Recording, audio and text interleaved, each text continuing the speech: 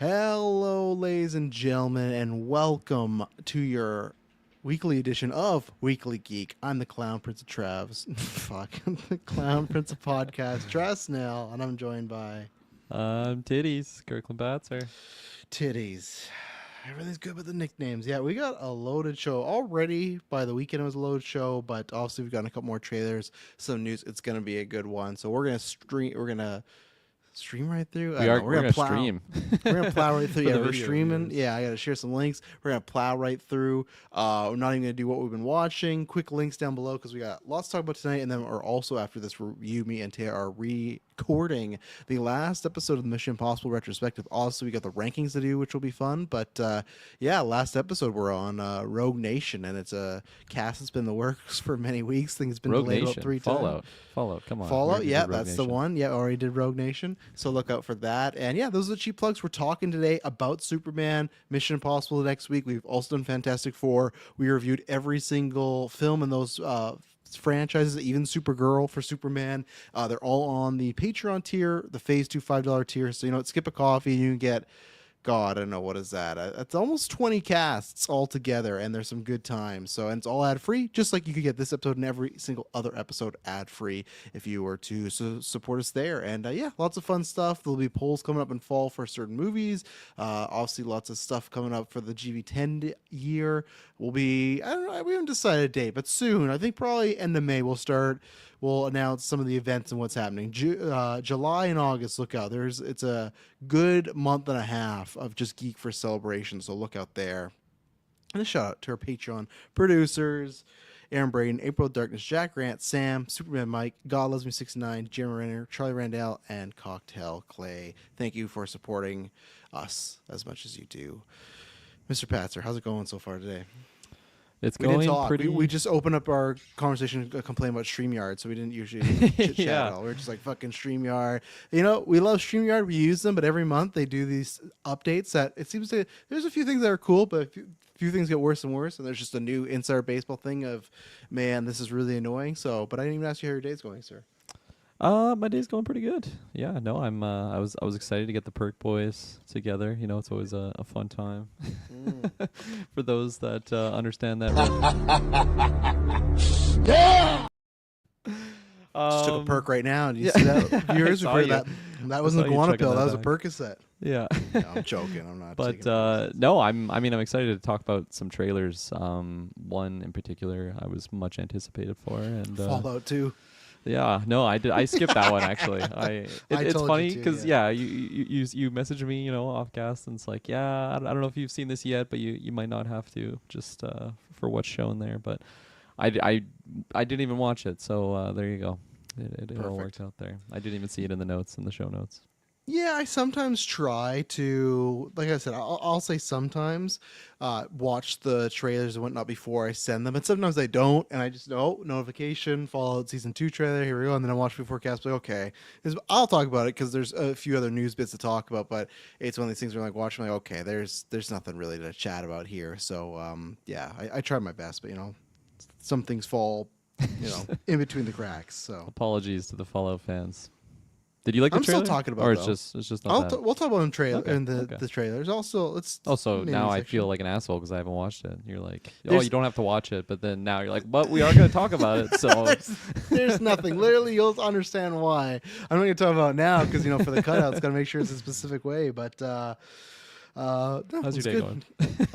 It's going all right. I'm very tired. Twins had a very bad sleep last night. Emily has this theory that if they go to sleep at 7 and not 8, it's we're not in for a good night. One of those like kind of up every single hour. Busy day at work, which is usually works steady, but it was just busy. So yeah, no, I don't know. So it's hopefully this cast is good steering. Once we start talking about it, I'll lock in. But definitely on the days where I'm like, oof, and when, like I said, when Taylor when Taylor said, "Oh, Mission Impossible tonight," I was like, Oh yeah, we got one of those. So probably between either a lime Ricky or Gatorade, it's gonna get broken out. We'll see. But talking about some Superman, we're gonna talk about some Ironheart. Believe it or not, they put a trailer out. We got some Daredevil news. We got some Spider-Man rumors. We got some other trailers to talk about. We got an Elden, which I'm very excited to talk to you about because last week that news broke about Elden Ring, but I saved it because Tay's gonna have nothing to add about this. So Patzer, do you want to bring up the Superman trailer? I might drop out for a second because my VPN's on, so I'm gonna turn it off. We're gonna see what happens. I think he's gone. I think he was correct. He is gonna drop out of this VPN. I am getting the trailer ready to go here. Travis is gonna be I'm back. back. Shortly. There he is. It happened. It's funny because for the first few seconds, it didn't drop. So I'm like, oh, it worked. I'm still here. But no, I'm not here. It So caught up to you. yeah, there you go. So yeah, Mr. Patzer. Obviously, we've had. It's interesting because there's been a big debate. I've not been a part of the debates because some of those. I don't mean to sound frank or mean or whatever, but like maybe this is a good episode to do as bread and butter at some point. Like, who are the most fickle, aka annoying fan bases?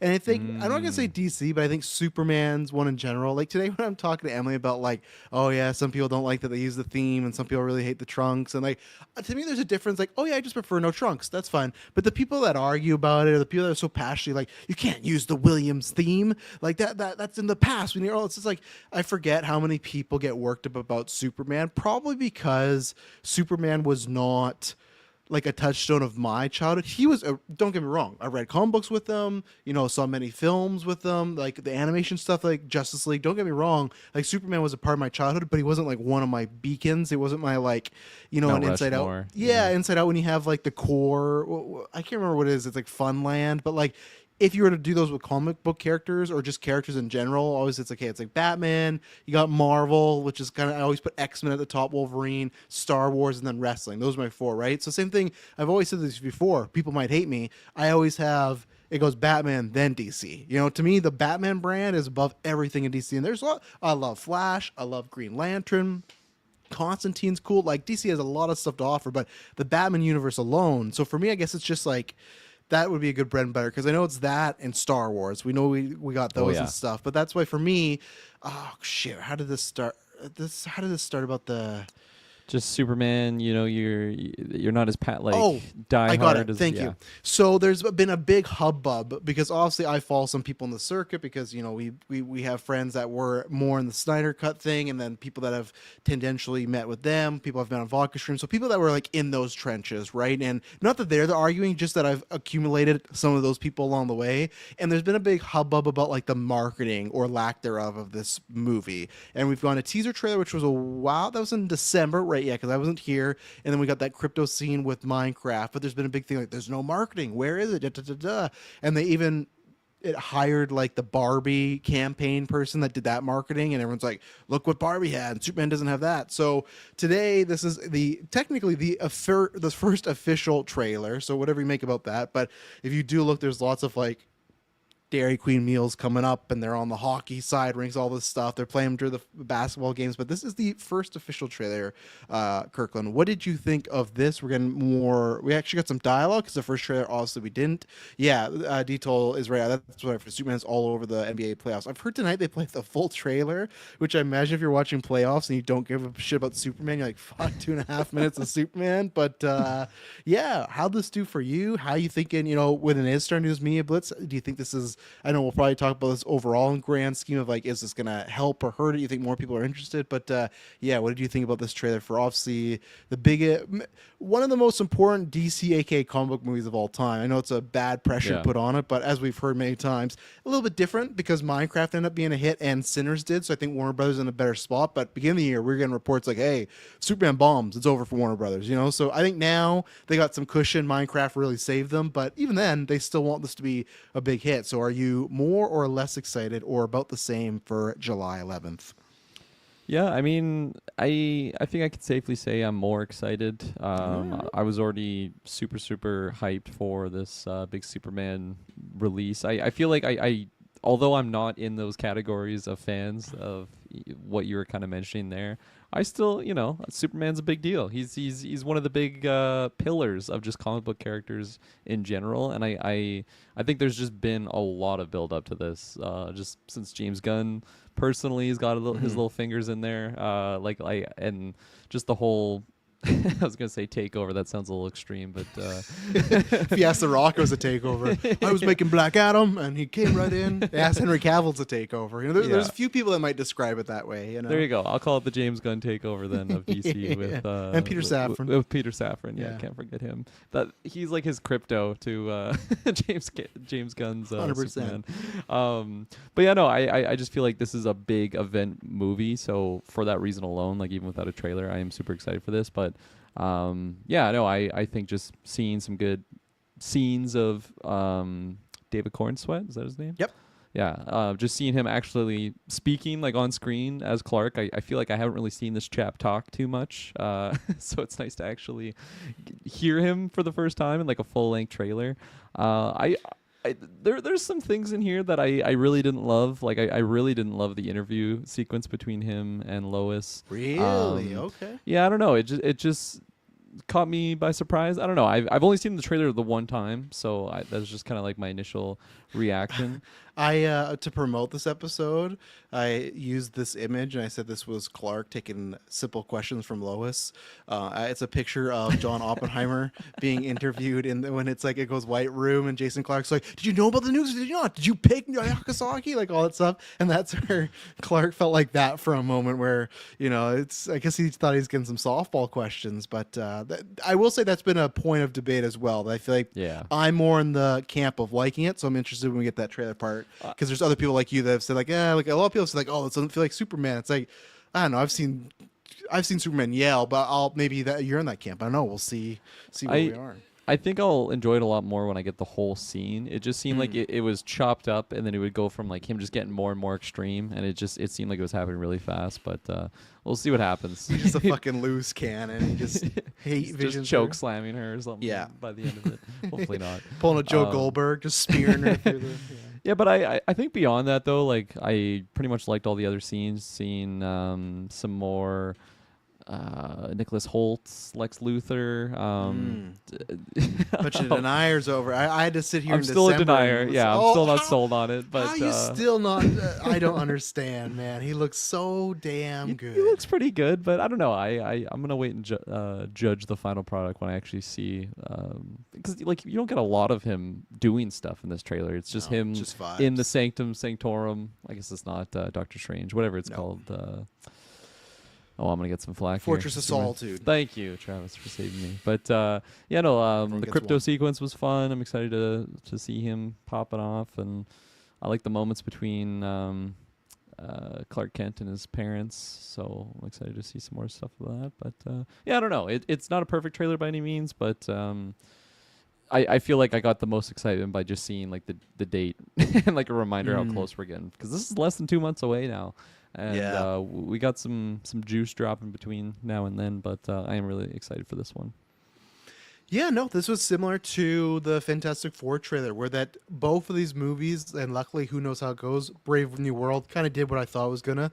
Thunderbolts was a big surprise. I didn't have much excitement for that other than, I like these characters a lot, but the movie I was like, okay, let's see. End up loving that. And then both F4 and Superman, same thing. Like, I might have had Superman in my top 5 for the most anticipated, but I always said it was more because the intrigue of what it's going to do and what it's going to lay out for both the universe, but then also for our like film universe. And the teaser for both those, I thought, oh yeah, this is good. There's things I like, things I was questioning on, but this one really sold me. Now here's the thing, and this might sound weird. I think it's a fantastic trailer. I can maybe even make the case, I'll say top 15, maybe not top 10, but top 15 for like superhero trailers of all time. But I don't think this is like indicative of the movie's going to be that quality. Like I think this is like, there's a lot of great cut together stuff here. Visually, there's some great stuff. And then there's still some other stuff that's just like, man, it's fucking bright. It's what we talked about. I can't remember. What cast were we talking about? Oh, and Last of Us, where there's that one scene where it's like, why is it so bright? great. There's some of this in here where at the same point, it's an aesthetic, right? So I give it that where this has a look that anytime in the future, whether it's this movie or a sequel, if we see an image in this world, you go, oh, that's James Gunn's Superman, right? The same with Man of Steel, right? You see an image from Man of Steel, you know right away that's Zack Snyder. Where to me, if you look at something like Superman Returns, it's very much like, okay, they're trying to do Reeve, but it's not there. Reeve doesn't count because it's like you see that it's like, okay, that's old film, like you know it's Christopher Reeve, but there's some comic movies that don't have that look, right? Like in my opinion, like even though there is some level of brightness, like if you look at like James Gunn's Suicide Squad, that's one where it's like, okay, I know because of characters, but it doesn't have like this distinguishable, like, wow, that's quite a look. Same thing like last year, which some people say they compare it to this because it's the same cinematographer, but like The Flash, right? That has that, but that's maybe in a negative way where you look at it like, oh, that's from The Flash, you know, because there's some very iffy visuals there. Or even recently like The Batman, where there's tons of Marvel movies like MCU where you wouldn't know whose style it is. It's just like it's gray. Even Thunderbolts, which I love, there's a lot of gray in that movie where you're like, all right, like I guess this is a choice, but like it doesn't stand out, especially when a lot of the MCU stuff is gray.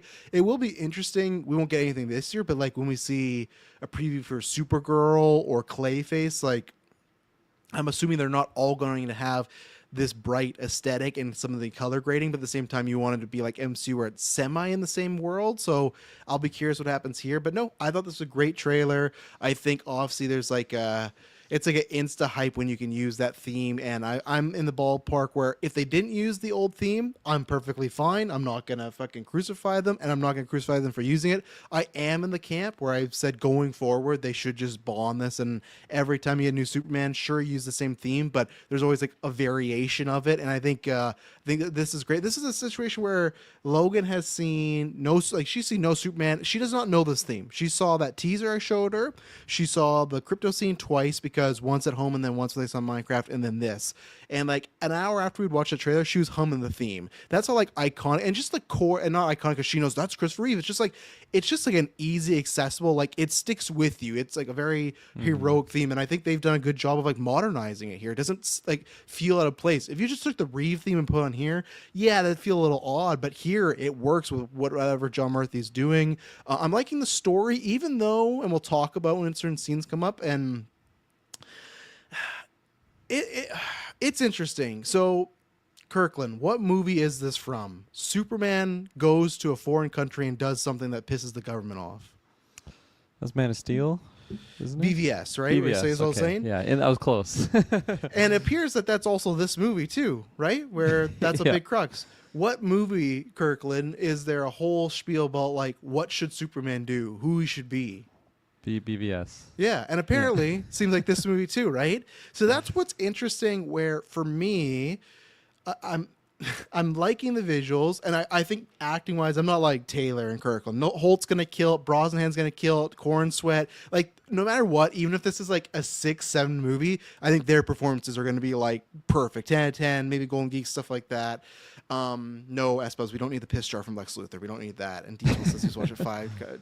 Granny's peach tea, right? But my thing is, it's what is he gripping with? Because this inciting, I'm going to say they're showing us this trailer. The inciting incident seems to be okay. Great. He goes to a different country, saves somebody, and it's tough because Superman's from America, but he's not representing America, right? And that is what happened in BVS, where Lex has some plan, he tricks him, he goes to save Lois, and then there's a whole government hearing, right? And the bomb goes off, the piss jar, as Bubs is talking about. And then there's this whole montage with God, is it Holly Hunter, who does Invisible Woman? I think that's who it is, Holly Hunter. But anyway, so the congresswoman there's a whole montage about like, does the world need a Superman? And it feels like we're kind of covering similar issues. It just feels like the Zack Snyder one is the very realistic, what would it be like in our world, where this is like the comic book version of it. I'm just surprised that this is what's happening directly after. This would be different if it's like, oh, we've had a couple Superman and now we're hitting those themes, right? But like I was thinking about this today. You look at Batman, I'd say Michael Keaton, Clooney, and Kilmer, they're all very much just like we're just doing a superhero thing, right? There's not like big themes, but even Keaton's, I'd say like he's like a Punisher looking for vengeance, judgment on bad guys, and he's just killing guys, right? He's there to just murk and fuck people up. Christian Bale's Batman is all about saving Gotham, because even in Dark Knight, he's like, yeah, I can't wait to fucking not be Gotham. Then you, me, Rachel, we're gonna make a bunch of babies. Like the second Batman Begins ends, it's like he's on the trajectory to stop being Batman. So you can't say like he loves being Batman. He's just doing it for the city. BVS's Batman was all about like either redemption in Justice League when he crossed a line, or it was just kind of being driven to a point that he's past, right? He starts killing criminals, getting more violent. So you see like what the wear and tear on Batman. And then Pattinson's to me is like obsession where he has no desire to be Bruce Wayne at all. Like we've seen that movie, right? Like he is, to me, Pattinson's Bruce Wayne's the most fucked up of them all. He just wants to be Batman all the time. He has no social skills, and he's like, his whole thing is like with Riddler and some of the other cops when he says, "Oh, I think he deserved it." He's dealing with the morality. Like Christian Bale's Batman, I think would want to kill the Joker because he's bad, but he never feel like he's like a murdering machine, right? Pattinson's Joker or Pattinson's Batman, you believe he might snap and he might start killing people. So Yeah. that's where there's all these lines, and it's tough with the Superman. Like Christopher Reeve and Brandon Routh to me are like they're just the heroes, right? The hope, justice, and American way. And then Man of Steel and Cavill, BVS, whatever that whole thing was dealing with like the more realistic Superman and what does it mean to like, yeah, you can go save that country, but what if you do this and it breaks this law or it goes against this political party? And I think there's things about that are good. I think some writing in those series failed that concept, but lots of people didn't like that. So I was very taken aback when seems like it's not even like, oh, when we watch the movie that's part of the movie. They're selling the movie on your choices and what you do, and are you going to be a better person or a good person, even if that means hurting a bunch of people around you or hurting your image, or even going against certain political parties in a way. Like I think it's an allegory for that. So I'm very surprised, but I will shout out friend of the show. His wife's been on many times. He's been on, and I shared this tweet to you guys. Was Steve Colbert tweet out something today where there's the two scenes and it's Metropolis being attacked, right? And in BVS it's a very like 9/11 situation where the guy's like praying and he's very solemn and depressed. And then to the right there's I can't remember the character's name, but there's some guy attacking a building and it's like coming down, and then she's like has a phone on like doing a selfie, and we'll get there, right? I'm not saying one is better than the other. I definitely probably lean more towards the more serious route, but at the same time I get what they're going for, right? Where they want to maybe have those big adventures and have it more accessible to the mainstream. And I'm not saying, again, people would do that. There's social media people that would just, there's a fucking, if 9/11 happened, they'd be taking a thing, right? But I think that's, I guess, the difference where it feels like they're going to be tackling similar issues and themes. Even then, Lois knows Superman is Clark, right? That's in BVS. Lois knows Superman is Clark. They have these same conversations about like how far you should go and what you should do as Superman. So it just feels like there's gonna be similarities, but Zack Snyder's the very realistic, dark and gritty, and this is the like poppy comic booky where you couldn't just have somebody taking a selfie while there's like hundreds of people being massacred, and that's what I mean. Like I need to see this in the movie, but I want to see what else there is, because if this is it, I feel like it's I'm not gonna say it's safe because I think there are right things to tackle, but it feels like not as much as a difference of as I was maybe wanting. And I'm not even saying like, oh, like this is gonna be a bad movie. It could still be good. I'm just, that's not what I thought we were kind of going for directly right now. So I'm not sure. I Yeah. rambled on a bit there, but if you got any thoughts on, there's some Yeah. similarities, but just very different, obviously packaged they're in. Yeah, no, that's totally fair. I feel like for me it didn't stand out as much because to me I just kind of see those as like main points of Superman's just story, like in general, of just like you have this godlike figure, and of course he lands in America, but like he's not America's weapon, and like how, like I feel like that's obviously wasn't like a main point of like the Christopher Reeve Superman or just like other versions of it, more so to like the recent BVS Zack Snyder event there. But I still just see that being like a really like I feel like if you don't have that argument, I feel like we would be missing out on something like do we just have this character who's just, we never talk about like the political implications of just this godlike figure who's just intervening with international war events and stuff like that. So I see where you're coming from. I don't know. I feel like it didn't bother me too much, but I can I'm not saying definitely see bothered it. me. I didn't look at this be like, oh, we're screwed. I just looked at it as like Just similar to what just happened. Yeah. Yeah. That's very fair. And then in terms to like Lois, like knowing Clark already, and that being something that's, I mean, Like, come on, that like I assume that revelation would have happened at some point in the film. So to get it in the trailer, I'm totally fine with that. Yeah, and I'm fine. We don't need to do like every Christopher Reeve movie had. She didn't know, right? And then she did. She got her mind wiped. So I'm fine in this day and age, especially if you want to do the whole. There's no origin, and you want to have them in love. Like you can't have a situation where she's like, even boning Clark Kent, and then like I don't know that's Superman. So Yeah, like I prefer that because I think that's a whole different movie which we don't need to retread. But it is just like that idea of their. And don't get me wrong, I want that from Lois Lane. I don't want her just be like, oh gee, Superman, come save me. Like I like that she's pressing forward. I just was caught off guard that it's directly similar themes in the very next Superman movie yeah, again. And that, absolutely. like I said, we'll see what happens. And I feel. I think that's not so much for the general audience because I think they're going to make it more palpable for them. But I feel like for big time comic fans, I feel like that's a risky wire for James Gunn to walk on because I don't know if he's going to get as deep as it as Zach and crew. And don't get me wrong, again, I think there's some things with that they didn't pull off correctly, right? But like I feel like though that was the big theme in those movies, and they did take a lot of time. Where I also don't want them just to touch on these themes, but then don't really get into them. But at the same time, I don't want them to cover the exact same ground. It's interesting how we're gonna go, and I don't know because at least with Lex, he looks like he's gonna be completely different. I feel like they're gonna be touching on like a lot of like Elon Musk Trumpisms, like that's a popular thing now with like very rich characters. And I don't know because this is a trailer. I've seen it combated if he's the president or not. We'll get to it. But at one point they say the president, they cut to him. I'm like, to me that means he's the president. And like if he's the Lex president, Luthor? Is that what you're talking yeah, about? to me that's how I took it. And if he's the president, that's another like direct like Trump kind of allegory, right? Which we got a lot of those going on. So Super Mike says reminds me of the comic story where he renounces his American citizenship to become a symbol of all Earth. I agree, but I don't think there's a shot that happens in this movie that he literally gets on a stand and says, "I'm not American," because that is. I just think that creates a shitstorm they don't want. I would love it. That'd be super bold, but I just feel like in today's day and age, red eye thumbnails, you're going to the president, especially he has all his friends with Trump. Like, I know people might be like, oh, that's separate.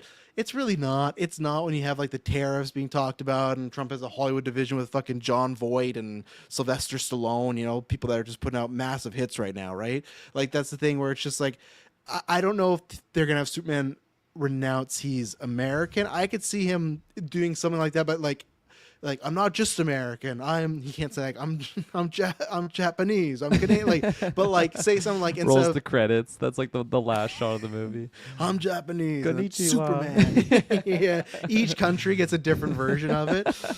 I'm German, and then something bad happens. But like, no, I think what you could do is instead of him renouncing America, he like accepts all of the world and just like I represent everybody, So that's what I think is going to happen. I mean, and then that would be something different than Yeah. the recent iteration. Because they talk about that that's one thing. Like it's funny. Like I don't think that political stuff is really in BVS. Like it is, but they get more into. It's funny. Zack Snyder covered more of that in Watchmen about like Dr. Manhattan being American, right, and being like God is real and God is American. That's a very like obviously Alan Moore wrote that line or like other people as well too, but like that got more into the idea of what happens if Superman is American and God. BVS I don't think really did the American stuff too much. They touched upon it, but it was more about like him being just a god figure. But let's see here. We'll talk about these questions first because just in case we talk or they come up here. Kirkland didn't give them to you, but I'm sorry. Matty Sags writes in thoughts on Superman. Trailer looked awesome. I also love the first teaser we got. I'm someone who's liked Superman films, but I still don't have that one I love. I'm hoping this can be the first. All that I ask is how concerned are you about the ideas to set up a new cinematic universe that actually hurts this film? Everything looks awesome to me, but my favorite stuff seems to be the most between Close and Lark and anticipating the eventual friction they'll have with Lex. Those three characters are what interests me, and I'm just hoping we get a great Superman film story and the three in the center of it, but I can't help being a little concerned about the introduction and establishing the new characters in the universe. What do you think? And obviously, there's been a big hubbub since this happened, right? Because it's like, oh, you're getting a Green Lantern and a Hawk Girl. Shout out to fucking Dina there. I'll go first because I said this in the Discord and I've said this a few times. I'm not worried as of right now because the pro of this is James Gunn's specialty is ensembles, and I really don't think. I think seeing these superheroes, which apparently there's a rumor their name's the Justice Gang because it's like they have a J and a G in their logo. That's fucking awful. Like James Gunn, whoever wrote that, like go back to like which The it's J so Force would be better. it's so funny. I'll see if we've seen the trailer, but the logo is like a J and a G put together, and some person called them out on threads, and he's like, "No, that's not. It's not meant to be my initials and everything like that." And it's just so funny. It's like don't respond to these people, James Gunn. But I think if you look at Guardians 2, Guardians 3, those are examples of that. Those have so many characters. Look at someone like Sylvester Stallone in Guardians 2. He has 3 scenes. He's a scene where he bitches Yondu off about like kidnapping those kids. He shows at Yondu's funeral, and then there's like a fun end credit scene. But you still got like moments, and you're understood. Like Sylvester Stallone's character served a purpose for Yondu. I think these characters, like all of them together, I think they have a maximum of 15 minutes, if that. Like, I really don't think it's that. I think they're stretching this out just to be like, hey, there is a bigger universe, but I'm not worried about that because that is one of Gunn's specialties is jumbling a bunch of characters. And I think Gunn knows, like, the main character is Superman, but then I think he knows Lois and Nicholas Hoult, like, Lex have to be B and C. Like I'm that just doesn't worry me. I don't think it's gonna be a situation where like, man, they really took away from the movie. I think it's gonna be like a segment or two, you know? That's my thoughts. I think I'm with you there. Just judging from what we got in the trailer, I like when it was happening, I kind of forgot about how many other characters are in this, and then just judging on. Yeah, like there wasn't a lot of sequences of them all grouped together, so I think I'm there with you that it really won't be that much of them all together at once. I'm hoping to just kind of fully enjoy all of them for their little usage, just so I can be like, yeah, I looking forward to seeing more of these characters. But yeah, with everything that's going on with yeah, like the political situation with Superman, Crypto Lex, and then just balancing the Clark and Superman dynamic. I think that'll be a lot more of the focus of the film versus everyone else. But it was cool to finally see him here. And then Buddy, whatever his name is, the Green Lantern with the funny haircut. Guy Gardner, Nathan Fielder. Fuck, Nathan Fillion. I always get those two mixed up, Fielder and Fillion. That would be something. I'd love Nathan Fielder as a fucking Green Lantern. But all right, let's take our first ad break, and then we're gonna pull this trailer and break it down. We'll be right back. And we're back. All right, let's pull this up. Also, we talked about some stuff, so if we've already hit upon it, we don't need to. So here we go. Are you being serious right now? Subtitles. Perfect. Yeah. You'd let me interview you as Superman. Which you can pause here. Supposedly, the auditions between all the Clark and Lois's were this scene. I don't know if it's gonna be that like as long, but the rumor was it was like a 12-minute scene, which I actually wouldn't mind if you tell me, hey, there's a 12-minute scene. Which to your thoughts, when you're like, oh, it's kind of all quick together and like some of the actions. I think if this is 12 minutes, it'll play a lot better. 100%. And even though I like it because I feel like someone might say like, oh, Superman's kind of stupid. Why do you get so worked up? Like, wouldn't you think Lois would ask him these questions? But one, like Superman is kind of, I know I can't say he's dumb, but he's kind of a Boy Scout, so he kind of, I think, always has a positive outlook. And two, I think he might think that because Lois is in love with him, even if she was interviewing Superman, she might kind of like softball him a little bit. But he's probably a little disappointed that there's all these people around the world that are saying probably bad shit about him.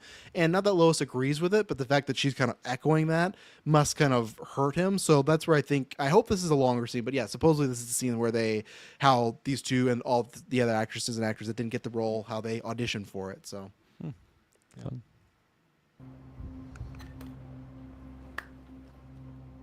Ready? Let's do it, Cronkite.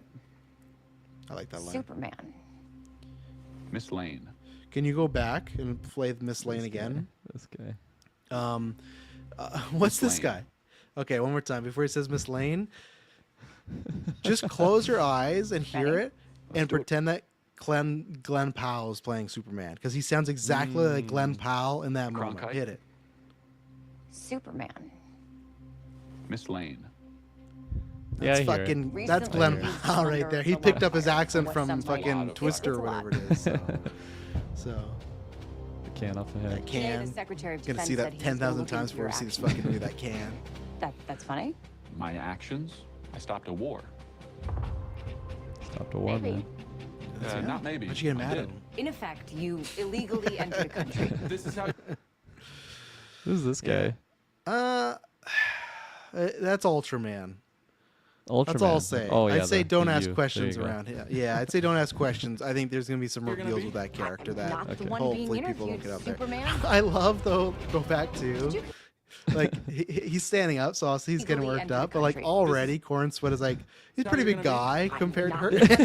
Like looking When he- down on her. Yeah. Yeah, he's already looking down on her when they're sitting. When he's standing up, he's like looking off a cliff at her. Like he's a big boy. Again, tall Superman we've ever got. I think he's like 6'5" or something. So he's gonna look fucking massive compared to I like people. it. But it's just so fun. Like he has to like stand up. But again, maybe he's just insecure, right? We don't. It's not the origin, but we also don't know how long he's been Superman. He still might be relatively new. So Yep, true. But like again, like 20 seconds ago they started the interview, so it just seemed like we were really missing some main substance of this interview. So I am hopeful that we have a 12-minute piece. yeah, Not the hopefully, one you being know, interviewed, because Superman? Lois starts talking to him, and he you just hits. consult- her. Shut the fuck up! But Okay, anyways, so go this back is to the president thing. line. Not Yeah. maybe. I did. In effect, Well, I went you back too far. illegally entered That's the fine. It's country. been a while This since is I how did a you're gonna trailer be? overview. I'm not the one being interviewed. This is how you're gonna be. Superman. Did you consult with the president? Yeah, this is Like- yeah. To me, if he's not the president, whoever had this trailer, I don't say deserves to be fired, but at least deserves like a talking to of like very misdirection. Now, obviously, we live in the age where they show the Hulk in the Infinity War trailer fighting Thanos around the Thanos, and he's not in it, right? So of course, it could not be that.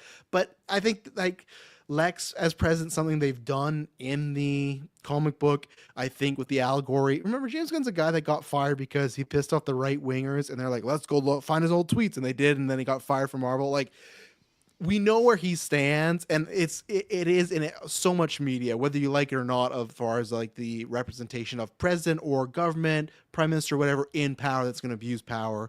But I think for me, the reason I wouldn't mind it here is also we're getting a lot of that. But if we have a guy with tons of power and then also the president, I think it makes it harder for Superman to take down, and it would likely, to me, hope that. I don't want Lex Luthor caught at the end of this movie. You know, it's fine if people think he's shady, but I don't want him to be in prison. I don't want him to be, you know, I want him kind of be like Kingpin was in, you know, Myers was for Daredevil Born Again season 1, where it's ramping up. Because I imagine Holt's going to be around for quite a while. So it's like, I feel like we have plenty of opportunity to catch him. So I'm kind of hoping this would mean like, okay, even if he does something like, our president, like the president, America's a fucking felon. You know, he's been found guilty and stuff, but it doesn't matter because you're the president. You can do a lot of things. So I'm down for Lex, but I imagine that's what it has to be. But I love the smug, arrogant look Holt has going on right now. You know, You know who he reminds me of here is Emperor Drone. Emperor Drogue. He, you know, he's got more of a smirk going on, Yeah. but similar stance. Just looking Yeah. off. But Him and Christopher Reeve are the same height. Are they? I thought he was a little taller, but if not, obviously Reeve was a big boy as well too. So yeah. yeah. All right, continue on. No. You're seemingly acting as a representative of the United States. Oh yeah, he's getting heated here. He's up again. He's going like full Joe Goldberg here. He's gonna get pretty extreme. What did I do to deserve this? For me. Around the world. And doing good. It's Lois's apartment.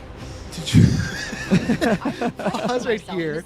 Even though with the idea of, like you said, how it escalates, do you like the idea of the trailer being kind of, for the most part, set around this one scene where it's, you know, they say one thing and then it leads to another, say one thing to another? For me. Lois Lane dies in freak accident. Yes, because it makes me think that there's a lot more to that scene. Like overall, like I'm a lot more on the side of believing that it is more to like the 12-minute just time frame. So yeah, because I just for what we're getting, it looks like it's going to be a really like powerful scene. I think it just the way that it's chopped up. I guess it's warming up on me the more that we're going through this trailer here. But yeah, just first viewing it just seems like what the fuck is wrong with this guy? He's just getting so heated. But yeah. Around the world. And doing good. So it's the child, the I classic. would question myself in That's the what same it is, yeah. situation The and consider the classic. consequences. People were going to die. Juggernaut fun there. I like that shot actually a lot. And I do. A few things. One, I gotta send that. Yeah, I gotta send this to Dylan because I don't think he's seen this. I don't know why, but ever since fucking Cyborg said Superman in the like the Joss Whedon cut, like every character when they yell Superman says Superman. But I remember before we got the trailer and they said, "Oh, we liked Top Gun Maverick and we want the flying look like that." I'm not saying everything's gonna look good, but if you go back to the scene of him tumbling, I really like the look of that. Because I like it's like it feels like you are there Doing with good. him. That's a hard thing to. Kirkman loves that building falling down. I would so. question myself in the same situation and consider Yeah. the consequences. People this were right going here- to die. Oh yeah. Yeah, I like that, and I think a lot of these scenes, which is so funny, like this street's already bright, but that shows how bright the suit is because it still Yeah. pops in this situation where like fuck, look at that guy's shirt. You can't see any designs on like that's a bright fucking shot right there. I'm saying this in like a negative way, like that's that contrast quite high, but the suit looks like a always flashback pop. how Yes, it bright it does. is. Or Superman's been flashbanged, and he's looking like Andor in the finale last night. You know. Keep the door open. Yeah. Yeah, but, I do love the look of the suit. Honestly, I feel like it's grown on me a lot more. Like even though it looks a little baggy, like a little, it's not even baggy. It's just like a little loose around the arms and stuff. I don't know. I'm warmed up a lot to it, and I love the color pop. It just it stands out in this white background that we have. Sounds like I suppose it might be like you condensing a 12-minute scene into a minute where he's just pissed instantly. I think the reason they did that, because I don't agree with this completely, but I've seen a lot of, because, again, talk about the turf wars. I've seen a lot of people on the other side that don't like the Zack Snyder films that have been bagging on that film using this as like, man, we got a Superman with a personality, right? Because that's something Cavill did.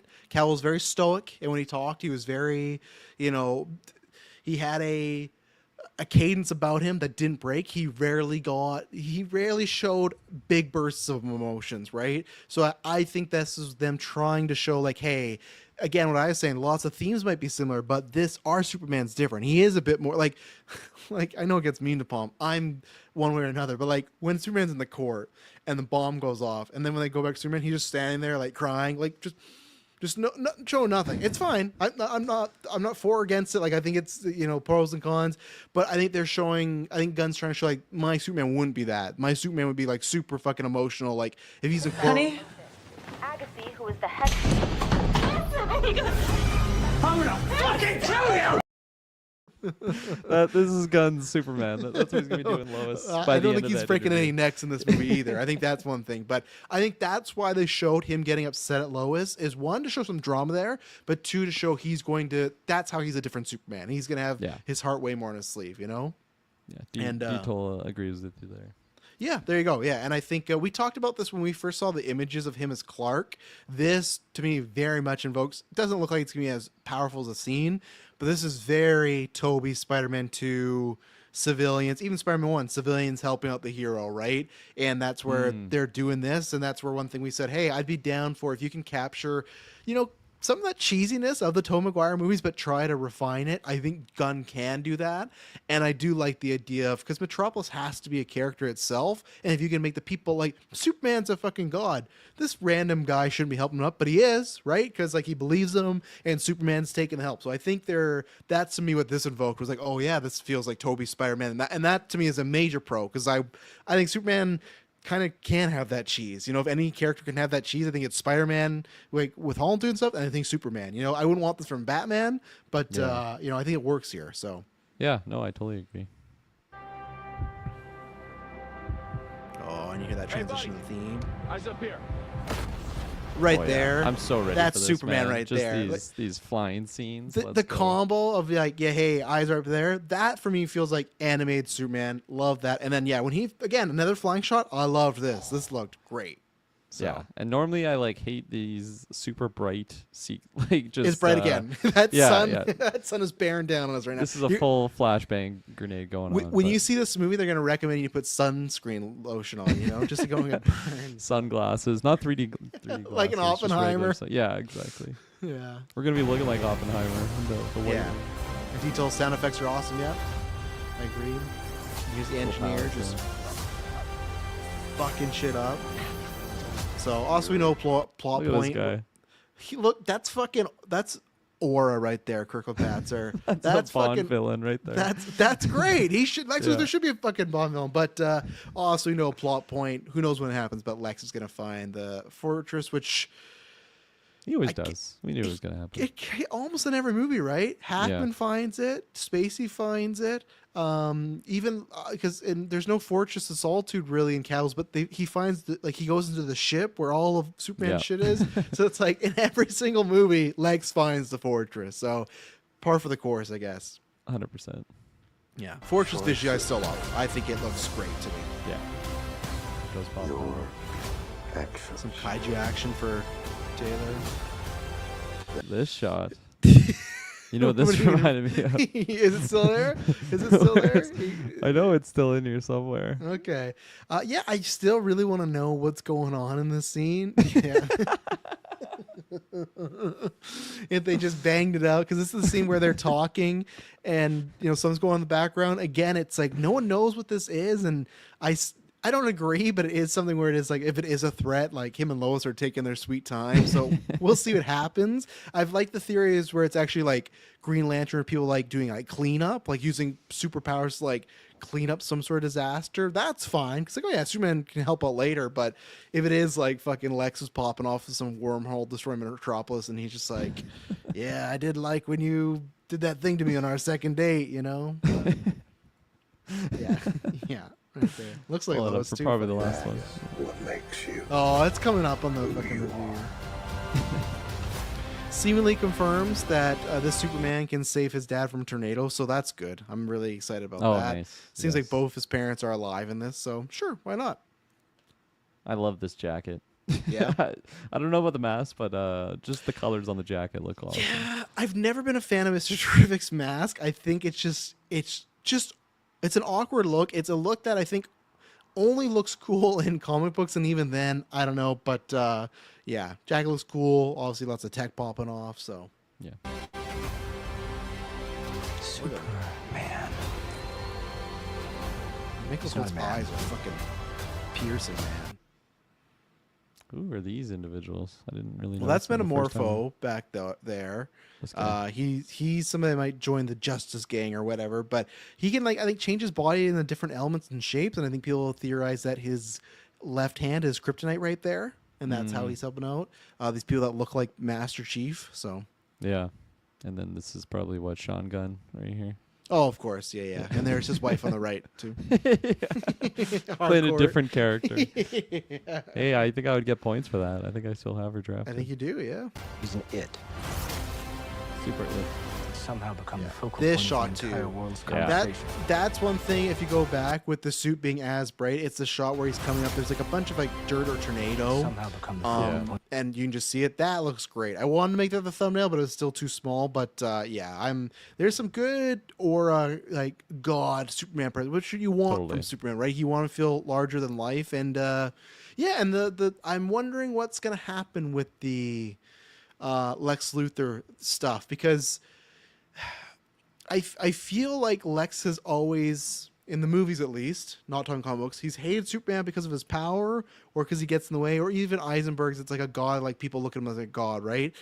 Luthor in this movie describing as an it, not a person or not a he, is very interesting. It can evoke a lot of things that go on today with like sexual orientation. I don't know if they're going to go that far. I don't think they're going to, but I think there might be some allegories you could draw to it. Just him like kind of saying he's lesser than a person, or even just some immigration stuff, right? Like Yeah. he's like calling him an it. Like to me, that like something about that. It's a simple line, but it's like, oh, that's like degrading in a way, right? Dehumanizing. him, Absolutely. right? Yeah. Yes. So I took it like he's just like an alien. Like he just doesn't belong here. Yes. Like we can't allow this individual to be here. And then yeah, just on this shot, this is like something where before we even got the trailer, this is why I was so hyped for this movie, of it just being a cinematic experience. And like I'm expecting this shot to just hit on the big screen with the brand new projector at the Extreme Theater here on the. this is after on- he destroyed on my Lois's side. house. yeah, exactly. No one questions Superman. The entire world's conversation. But look at his eyes, man. Holt's eyes are fucking blue. They gotta be like, Focal point of the entire world's conversation. They got to be Contacts? enhanced some way. Those Or are contacts are contacts. enhanced. He's looking like Brandon Ralph and Superman Returns. But yeah, I'm excited for Holt. He's gonna steal this movie, I think. I know it's gear, but like Mr. Terrific kind of looks lame there, in my opinion. You got Hawkgirl who can fly. You got Green Lantern who can like float and project himself with a ring. You got Mr. Terrific in like his tech like chair. It's like Gaming all chair. right. Yeah. Oh, it looks like a sex chair actually. The way his crotch is just like spread out like that. Like, it looks like it's for pleasure, but still, it looks a little. No, I wouldn't have had him there, in my opinion. Like the gynecologist Yeah. you know, with the You ready, with the Mr. stirrups. T? Yeah. I will not Can't wait for that scene. accept that. Lex is going through it in this movie.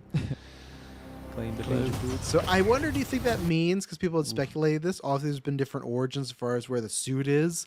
I'm guessing this means the suit's homemade, right? It's not like a Kryptonian, anything like that. Yeah, Yeah. that would be my guess. Just like, I cleaned your boots. Like, I guess you could clean her, like if it came from Krypton, sure. But like, you know, and I think there's something about the Superman with them trying to make him more like a man of the people. It would make sense of like, oh yeah, like his mom made him this suit, right? Or something to that equivalent. Yeah. So Yeah, and then it makes me hopeful that maybe we'll see a different version of the suit, like an early prototype, because I'm always a sucker for I different think variations. so, yeah. We'll get it, especially if you get 2 in Justice League and everything. So Yeah.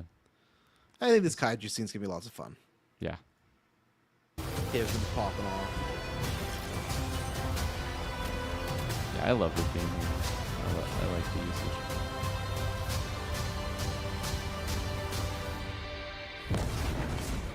And this was intriguing when he goes up, then he comes back down.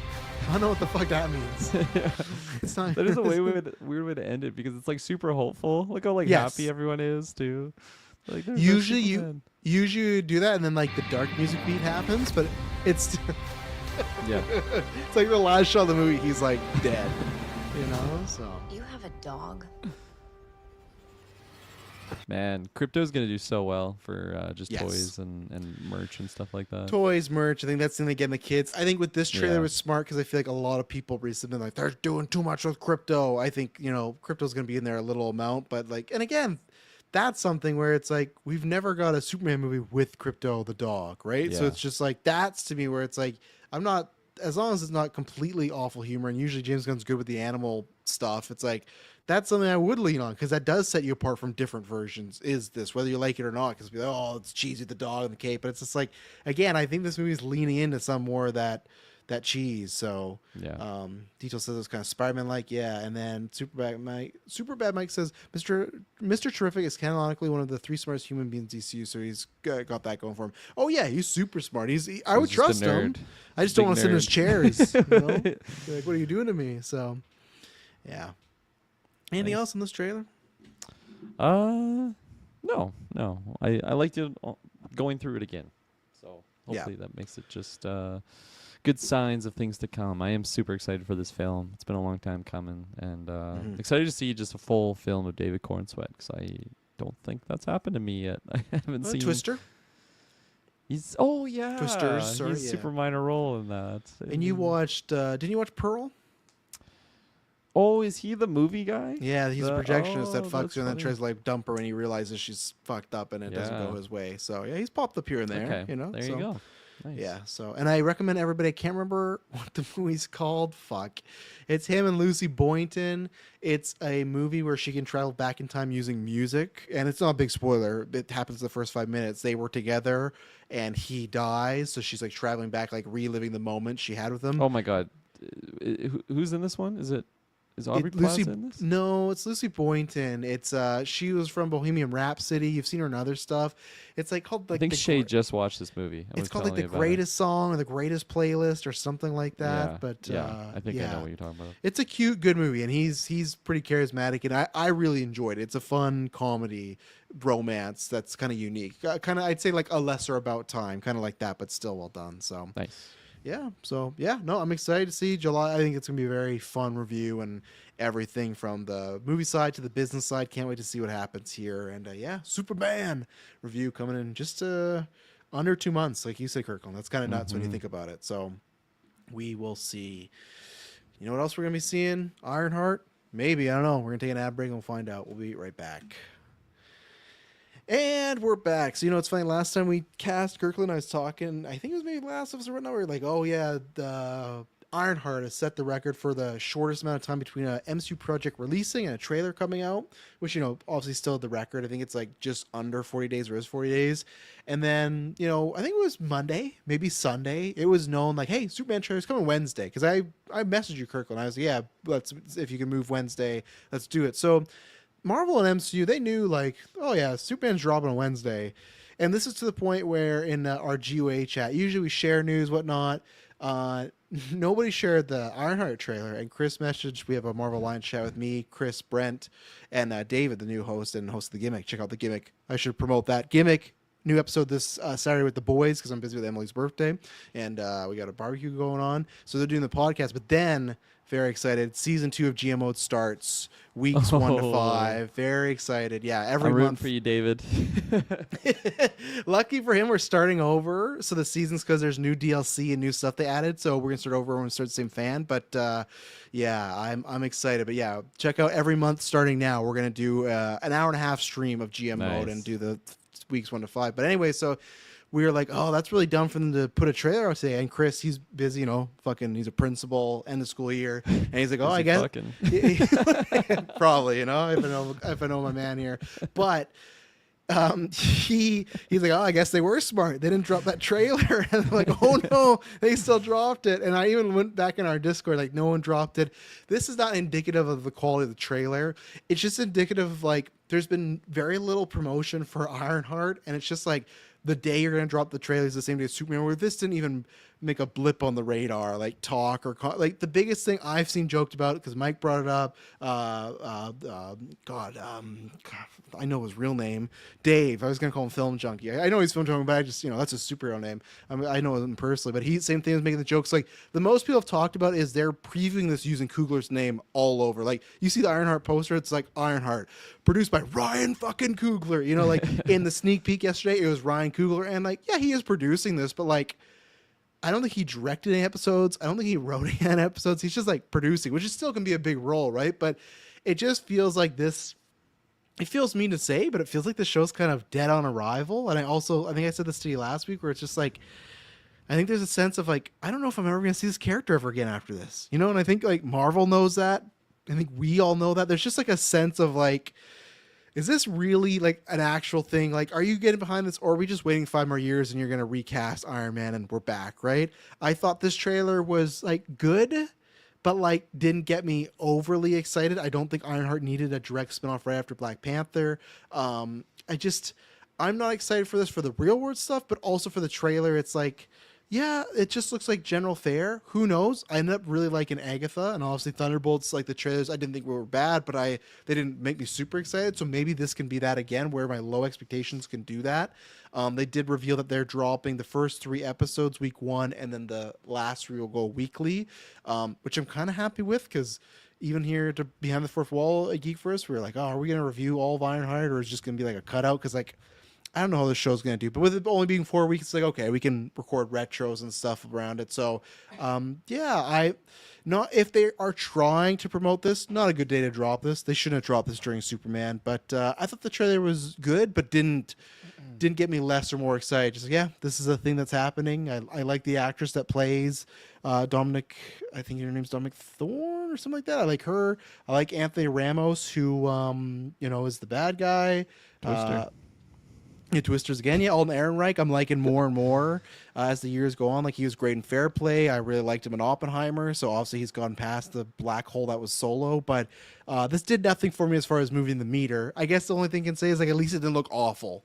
That's the best thing I can say. Yeah, I think I'm right there with you. This trailer reminded me of Miss Marvel, and there was some good stuff in Miss Marvel. I think like the best thing I could like get out of that comparison would be I really loved Amon's like performance of Kamala, and I did like Ironheart's like small appearance in Wakanda Forever. So from what I saw here, there wasn't any like red flags around the character itself. So I'm hoping I can just at least enjoy the character and just kind of the adventure surrounding her.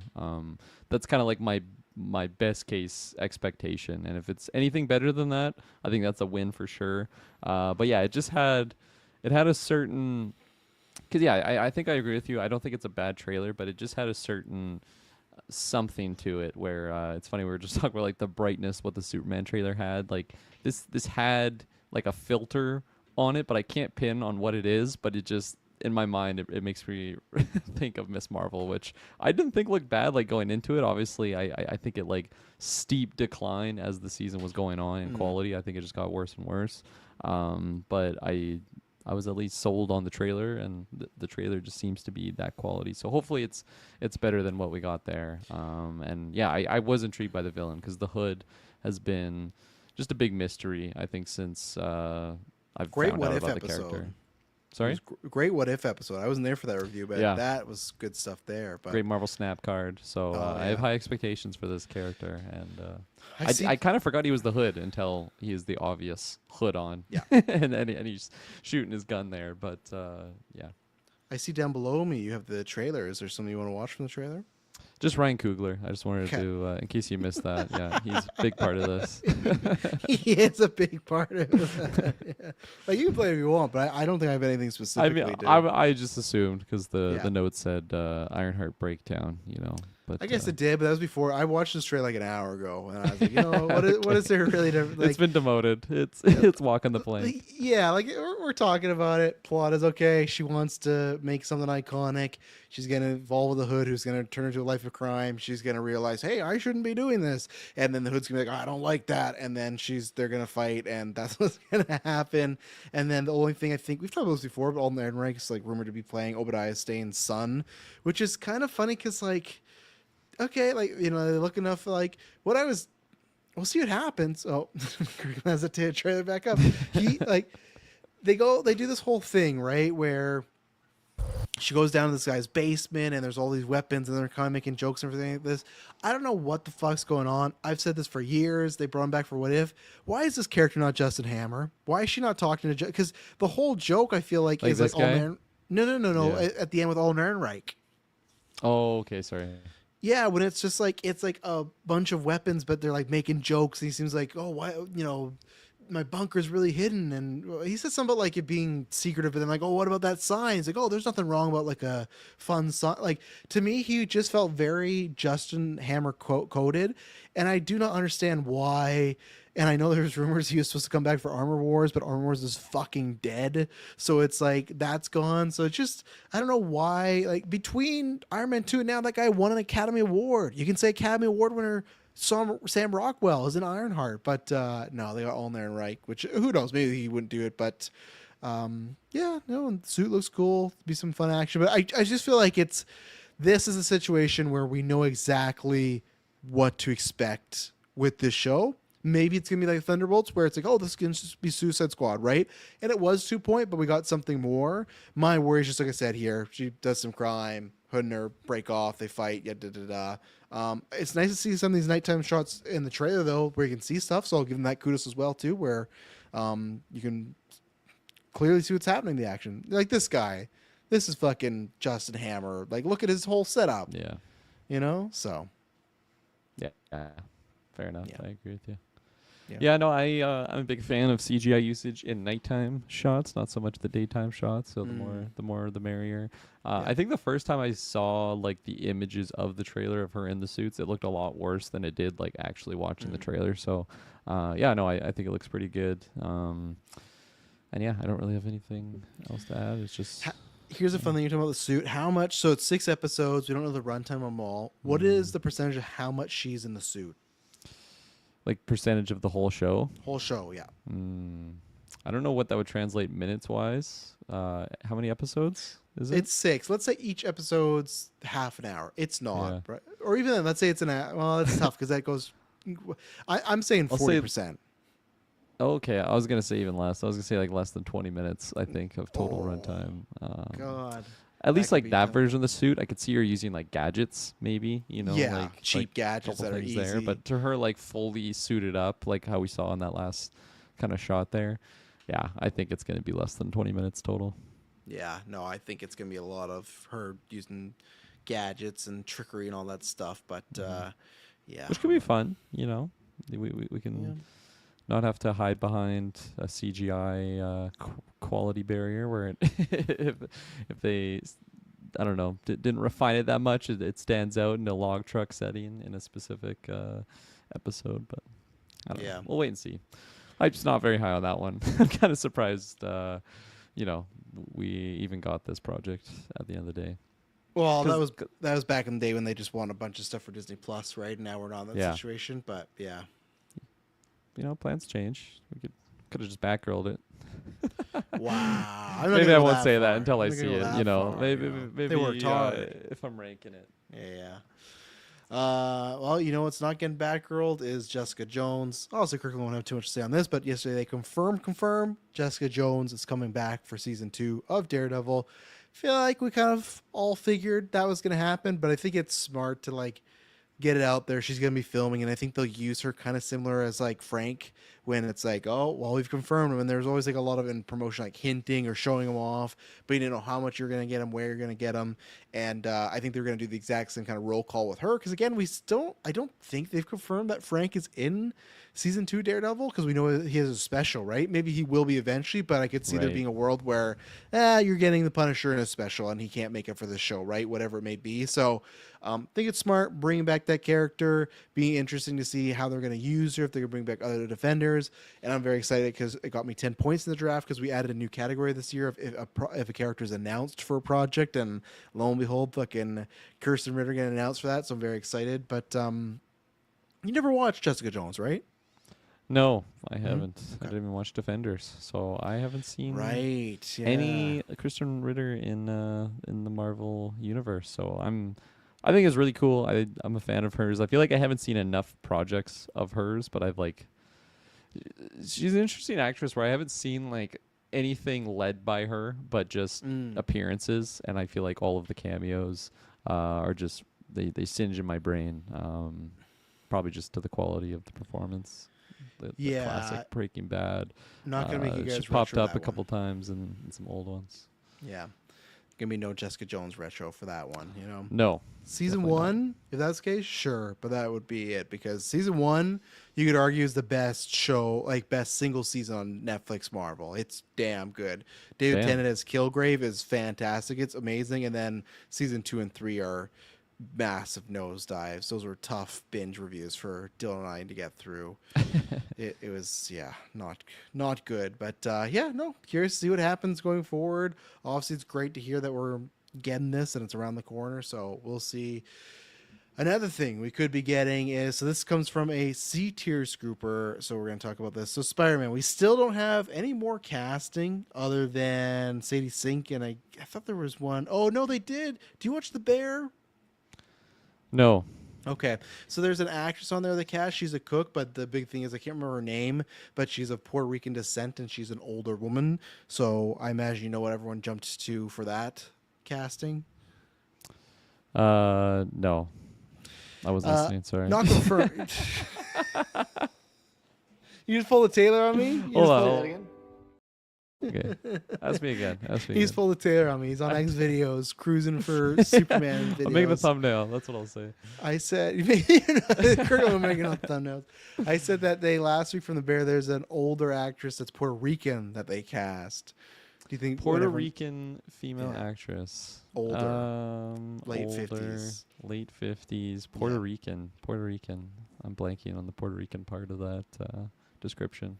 So Miles Morales is part Puerto Rican, part there you go. black. I'm not going to say half because I don't know all his percentages going on. So He might be a Taylor Field situation. Yeah, Some Chinese. 0.00098 Asian. All right, here, sure, Taylor.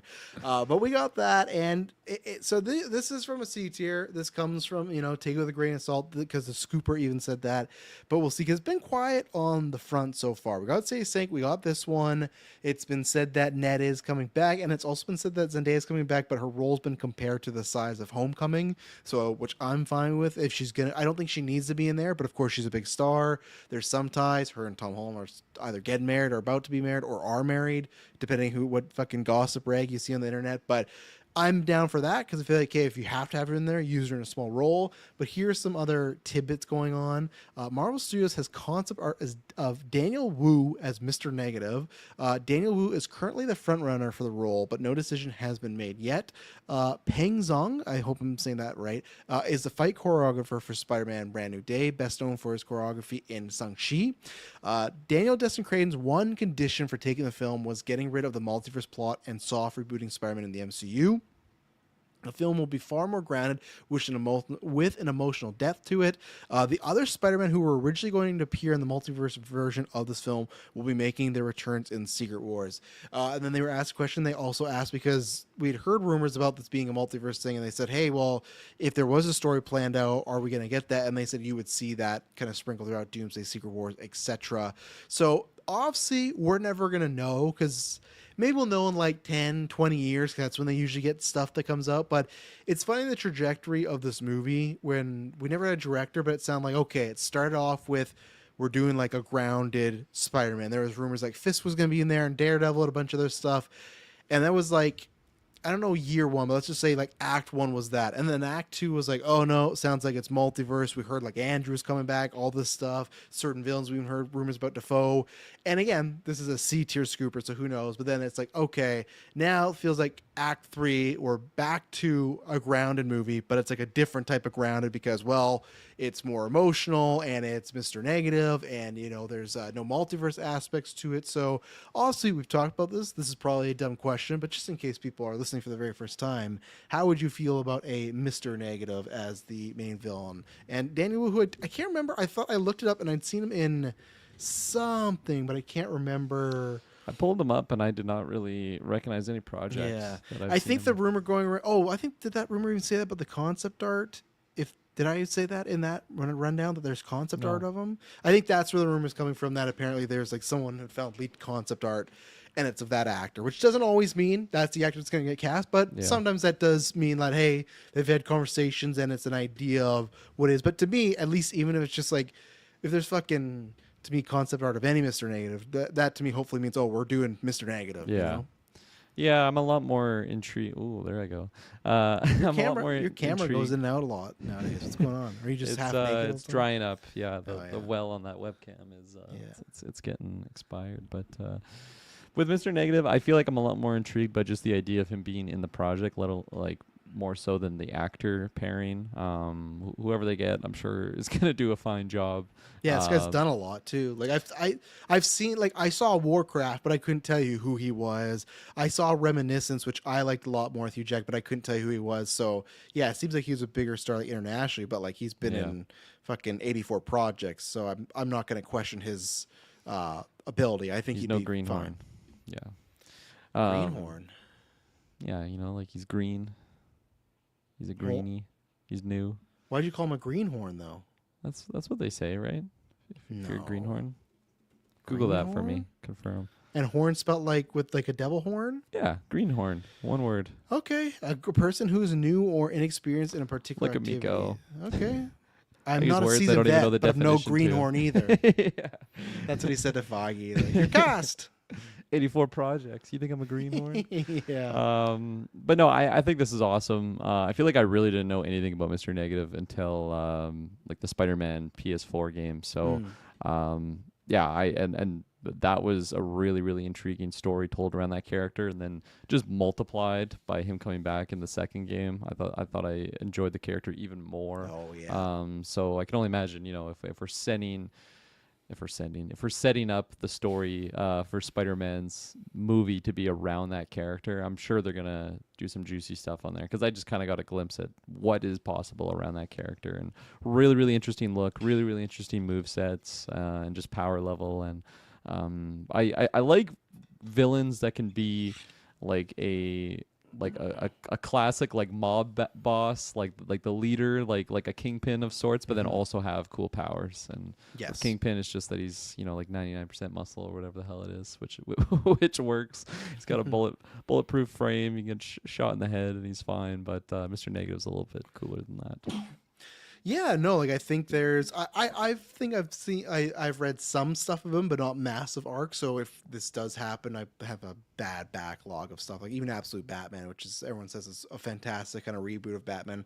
Not read a single page. I'm just bad. I just like I keep trying to set time aside, but just busy. I'm hoping after the 10 year I can do some stuff, or not before that. Just get outside in the summer and do some reading. But so I'd like to dive deeper into the character, but from the things have seen, and then obviously the video game, I'm not saying you gotta adapt that one for one, because that storyline also has like a big to do with Aunt May, right? And clearly you couldn't do that here because Aunt May is now gone in the MCU. So they obviously will do their own version, but if you can take the skeleton of that and make it work, like you were talking about, like, oh, the mob boss in that game, that's how it starts. It's like, oh, guy that philanthropist that does charitable work, to, oh, he's shady criminal, to, oh no, he's like a super villain. Like, I think there's like a good, it's kind of feels not exact the same, but like you could evoke kind of the Vulture is stuff. Like right away you knew Vulture was like Michael Keaton, he's bad, right? But that same sort of method, I imagine too, by the time this comes out, Daredevil season 2, they'll probably have Fisk somewhat stopped, so they don't have to do the whole like, what's Spider-Man doing in the no vigilante zone and what's Mr. Negative. Like they might have it set up in a way where Fisk does go to prison or get taken down, or he's just missing, and that's where maybe Mr. Negative would take over,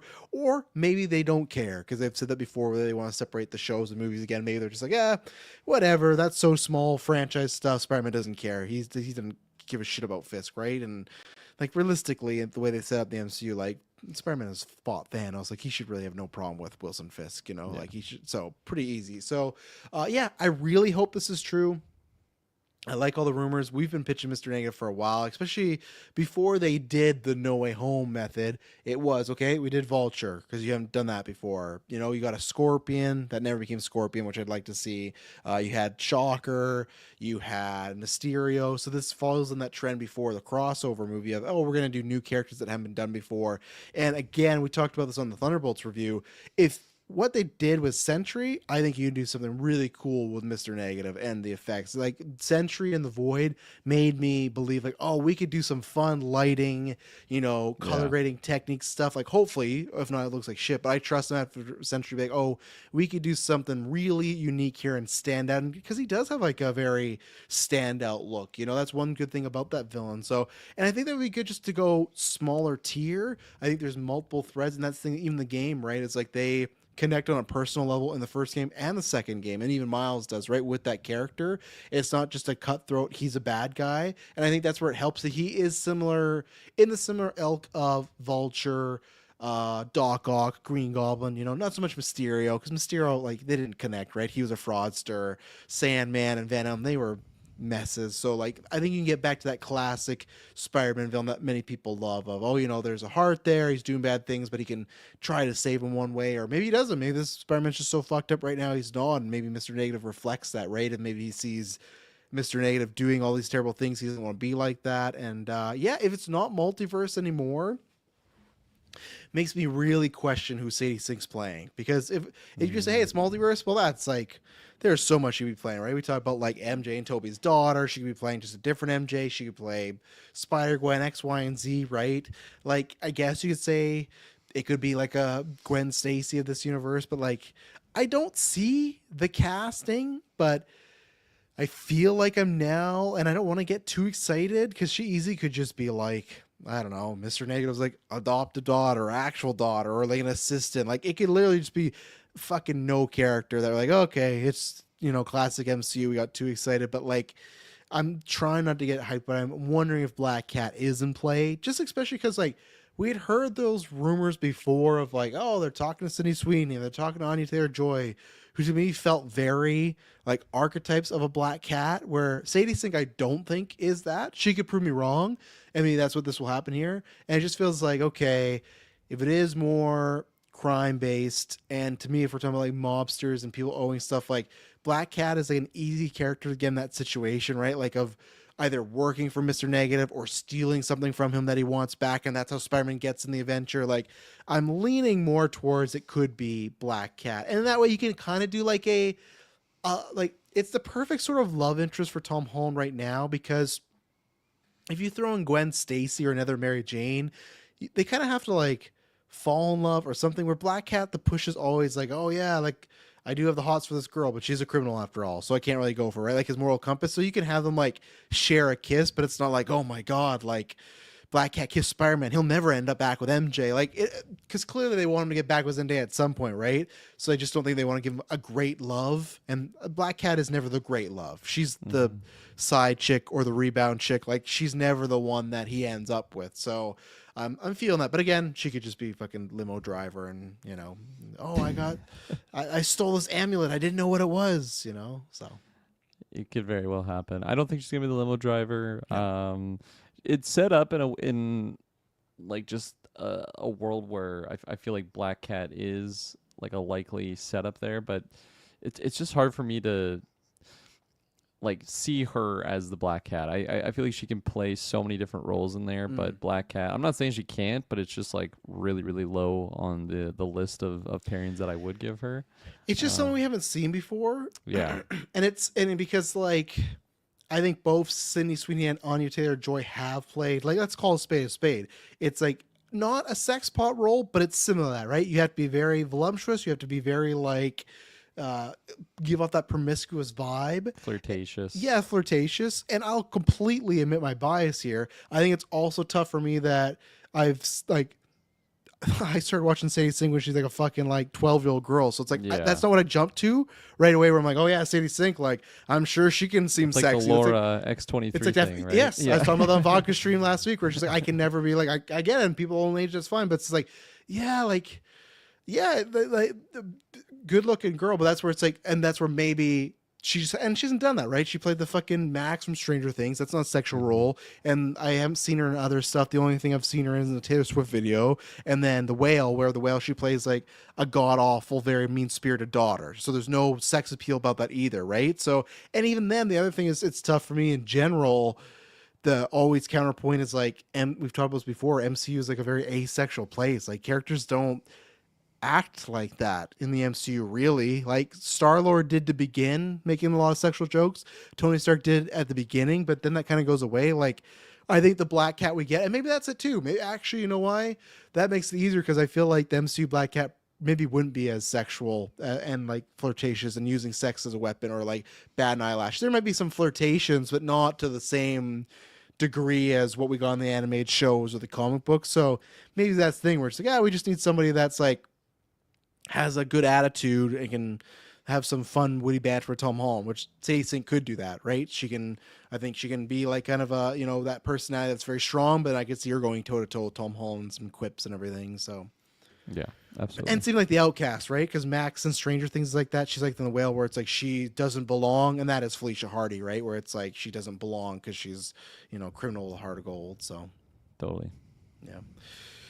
All right, let's take our last ad break, and then we'll be right back. And we're back. So we're going to talk about three things. We're about more just comic book stuff, some more Spider-Man stuff. So we're talking about Spider-Man Noir teaser, but also just the images and the news that came out with it. We got Peacemaker season 2 trailer. We got Fallout season 2, of course. And then also we'll say we got no trailer yet, but a rumor of an Elden Ring A24 movie. So we'll put that all together. Kirkland, what do you want to talk about first? I mean, give me your Fallout thoughts. I've been waiting since we started this cast. You alluded that you're gonna share your thoughts. Yeah, I got no thoughts. No, it's literally just like me neither. Because season 1, of course, because I've never played this. New Vegas, obviously, people talk about it as like the crown jewel of that franchise, or just one of the best games.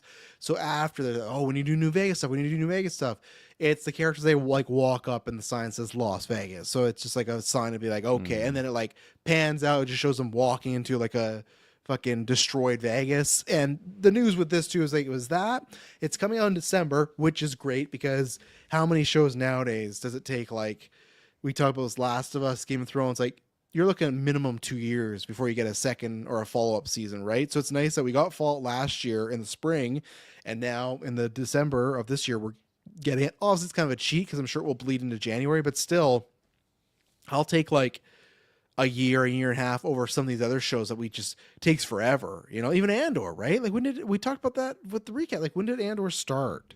That show, Andor. 2018. Of course, my last history is and or Gin Beach. Fucking because we were talking about that last night.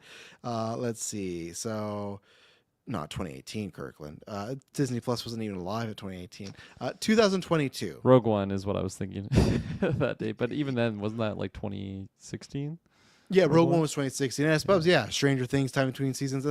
Obviously, it varies, right? But for me, I'm like, oh, that's cool. We got Fall coming right away. And then they confirmed they got season 3 that's already renewed. So very excited because Fallout was a great show. I'm down to get more in that world. And I think that obviously because the games have unlimited potentials, but I think it was just like a fun, hey, all you fans that asked about New Vegas, we're going to do some of that coming up. And again, I don't know if I'll have time. I'd love to actually get in there. I've never played. Fallout 4 was the only Fallout game I'd ever played. Bethesda was like a dark spot for me. Never played an Elder Scrolls game either. So like all Bethesda is very, I got Fallout 4 and Starfield. So maybe I'd like to dip my toes there. Even Oblivion, I hear people loving the remake. I'm like, oh, I'd like to. I just don't have the time to like bust that open with Death Stranding 2 just around the corner, which you're playing, Kirkland, right? Because you beat the first one since we talked last. Hey, you got to jump on Doom Dark Ages first, right? Yeah, it's out tomorrow. Yeah. Well, it's out tonight, but like I'm busy casting. I'm busy making on there. content for the people, you know. I will be playing Doom. I didn't abandon Dylan like you guys did on the review. My God, yeah. Abandon Doom, Death Stranding, but yeah, you ever gonna catch up on Fallout, or do you think it's passed you by? I am now? caught up. I am. Yeah, Shay and I watched all of season 1. Okay, you just weren't on the review, so if you're not, I was there, on the just, review. I Yeah, just I watched it functioned. later. You never watched it, so yeah. Yeah, for sure. I liked it. I thought it was pretty good. It took a while for me to watch it for like no particular reason. It was just like we would watch an episode and then like a week and a half later we'd watch the next episode. So I feel like that kind of makes it a little fuzzy in my mind just because it took so long to get through. But it wasn't for any negative reasons or anything. It was a casual viewing. But I like the characters in there, and they definitely were able to capture a lot of the isms of the Fallout universe, which was fun. So I'll I'm not gonna say I'm committing to a review for really? season So 2 even- right now. oh, review, but, yeah. We'll see. I will watch it eventually, nonetheless. Well, and I imagine with this one, because I thought part of the reason you maybe didn't review it because it was a binge. I was don't think binge, this one will yeah. be binge because Amazon usually does that, right? Where the first show is binge, but then they usually do like the drop 2 to 3 episodes and then weekly. Mid-season So finale sometimes. yeah, so I think they're going to do that again. I think that's just how Amazon likes to do it. They like to test it out, which I don't know when we're getting. I thought about this the other day. I thought it was this year, so I'm sure we're going to get a fucking announcement at any point, and me and Kirk will be like, oh, fuck, we don't have the time, but we will make the time. I thought we were getting maybe it's 2026. Where is Batman Cape Crusader 2, you know? Ooh, that's a Crusaders good question, Season actually. 2. I hope it's early 2026, but I don't remember hearing any mumblings. Let's see. Yeah, no specific date, just still in production. So at least it's still happening. But yeah, I won't mind 2026 because at the same time, look at me. I'm like, oh, I need this show right away. But it's more just like a podcasting thing because it's already getting filled up. Because right now in August, we're going to talk about, we got Peacemaker, we got Dexter, and then we got, what else was that? Oh, Alien Earth finally got a date. But yeah, let's transition into that. Peacemaker, we got the first trailer here. So big week for DC, big week for James Gunn. What did you think of this trailer? I thought this trailer was great. I thought they just captured like the total vibe of what the first season was for me for humor wise. I like seeing our cast all together again, and just the interview, like the humor was good for me. So I think this was just really, really solid across the board. Pretty much got the whole James Gunn family in there. Sean Gunn, His oh my gosh, wife. what's her name? Jennifer something. God, what is her name? I feel like it's so Jennifer close. Gunn. Yeah, Jennifer Gunn. There you go. That's an easy one. They are married, I'll right? find it out. They are married. Yeah, Yeah, I'll give her credit. I'll find it out. But yeah, no, I thought it was just a really, really great trailer, and I had so much fun with that first season. So I'm really looking forward to this one. This is this is a good one. Jennifer Holland, Tom Holland's sister, Holland. of course. There How do you we go. forget about that? Yeah, her and Tom. Yeah, I liked this trailer way more than I thought I was going to be. I not that I like ridden Peacemaker. Kirkland's going through it right now on the camera side. Not that I had like ridden Peacemaker off. Again, it had been a while since it happened, and obviously that's another one where it's like, oh, how's this gonna fit? And I'm like, what a weird. And I'm sure James Gunn's like, oh, I fucking love it, but what a weird start to the DCU where it's like get Creature Commandos and then Superman, and then the next project after that's Peacemaker, which they say some of the effects will go to, and I think that's smart, right? Already, like you can draw a through line to all these as far as in Creature Commandos, you meet Rick Flag Sr., right? Yeah, Rick Flag Sr. In Superman, he's there hunting down Superman. And then in Peacemaker, he's hunting down Peacemaker because he killed his son, which is funny. It seems like he's hunting down people in all these projects. But still, that's one thing I'll give him kudos where it doesn't feel like you have to watch these all, but there's a nice little through line of, oh, look, there's one character. He's like a Nick Fury where he's in all these projects so far, right? Different function, but still, you got Guy Gardner, you got Hawkgirl. So I think that was smart. Very excited. Like we've talked about this before, but very excited. I don't think she's going to get much time in Superman, but I think she could get some fun time in Peacemaker. Isabel Merced to see her in like a complete different role from Dina, which is very emotional, dark show where this feels like just going to be a good time. And that's what I expect for Peacemaker, right? A good time. I hope all the gun comedy isms that he uses in Guardian of the Squad and Commandos, he gets all out here, so we don't get that in Superman. The whole, oh, my butt's getting bigger. Oh, is that popcorn? I don't need that in Superman. And don't get me wrong, we talked about this vodka stream last week I was on. I fucking love Tim Meadows, the ladies' man, one of my favorite SNL characters. Legitimately, I laughed out loud when he did the whole roll call of like, okay, Mexicano, you're over there, like titties, and then like you go to the guy's like, yeah, but not those fucking names. And he's like, well, what do you expect? Like, it's Tim Meadows has such a good line delivery. Like if anyone's ever seen Walk Hard, like you don't want to do this shit, do we? Drugs are bad for you. What is that? It's Oxycontin. It makes you feel the best you've ever felt. And like it's like Tim Meadows. I love Tim Meadows, and when I saw him there, I'm like, man, what a great addition. And I was having a good time. And even then, like. The other joke that got me, it's a stupid joke, but when it's just they have this therapist talking, he's like, yeah, these results show you have like extreme toxic masculinity, and they switch over as Harker. It's like, what the fuck? Like, it doesn't make sense. It does because they set up like they're talking about Peacemaker, right? But they're not. It's her. So the trailer to me, maybe because I just kind of like, oh yeah, Peacemaker's coming. I had low expectations again. I'm very excited, and the good thing about that is season one, that show, I think for all of us, like overshot expectations. We all thought, oh, it's gonna be a fun show, but like we said before, that was a better Secret Invasion than Secret Invasion was. The whole storyline they did there, and also it's gonna be interesting how they explain Peacemakers again in this universe. They tease at the end of ours two Peacemakers, so somehow, and they've talked about, there's rumors of these things called like pocket dimensions. Obviously, the end there when he's like walks his door, it's not the same scene because you can see his shirt's different, but I don't know, I guess, which is a weird way. It's fine. It's James Gunn's character. And if they want to make him kind of like the Deadpool of the MCU or the DCU, that works. Because even that beginning scene, that feels a lot like Deadpool and Wolverine, right? Where he's meeting Jon Favreau, trying out. Same thing as Peacemaker. He's trying out here. And what I loved about that first season, I'm sure they'll do again here, in the trailer it's used as a joke. And even then, he'll say like, oh, I hear you talking. But we know that character will actually internalize it, and it'll hurt him a lot that he got denied from this team because he just wants to be a part of something, right? He's like Deadpool where he doesn't want to be a loser. He wants to be up there on a poster with the heroes. And especially in season one, he did like help save the world. So like the fact that he's not going to be a part of like the Justice League or the Justice Gang, this character, which I'm going to try and rewatch season one, he was a pretty depressed character at times. So I think that like it's going to have comedy gold, but sure, I guess if I don't know what they're going to do, if they're going to make it that our Peacemaker jumps to universe and kills this Peacemaker to take over, sounds outlandish, but also sounds like something Peacemaker would do because he is kind of a piece of shit at times. So I don't know what they're doing, but very intriguing. I think great final shot of a Peacemaker going down a Peacemaker. And I don't think it is like a dream sequence. I think it is, they gotta, that guy was in the DCU. They gotta get him over here for the same stuff to happen. So how that happens, I don't know. And I think James Gunn might just do it as like a quick joke. Happens episode 1. Okay, here's the show. We move on, that's it. Yeah. So what else do we have here? Oh, Spider-Noir. What do you feel about this? Nick Cage, 2026. I can't remember if they confirmed the episode count, not even date-wise. They said you could watch it in black and white and color. I don't know if that means the show is going to go back and forth, like some stuff color, some stuff black and white, if you have the choice to. But the whole teaser was black and white, and if you look at the costume, that is ripped right from the pages and right from the animated show. It's spot on that. So how you feeling about this? Isn't just like a pitch or an idea we've had. This is something that it's Yeah. actually happening, and it's coming out next year.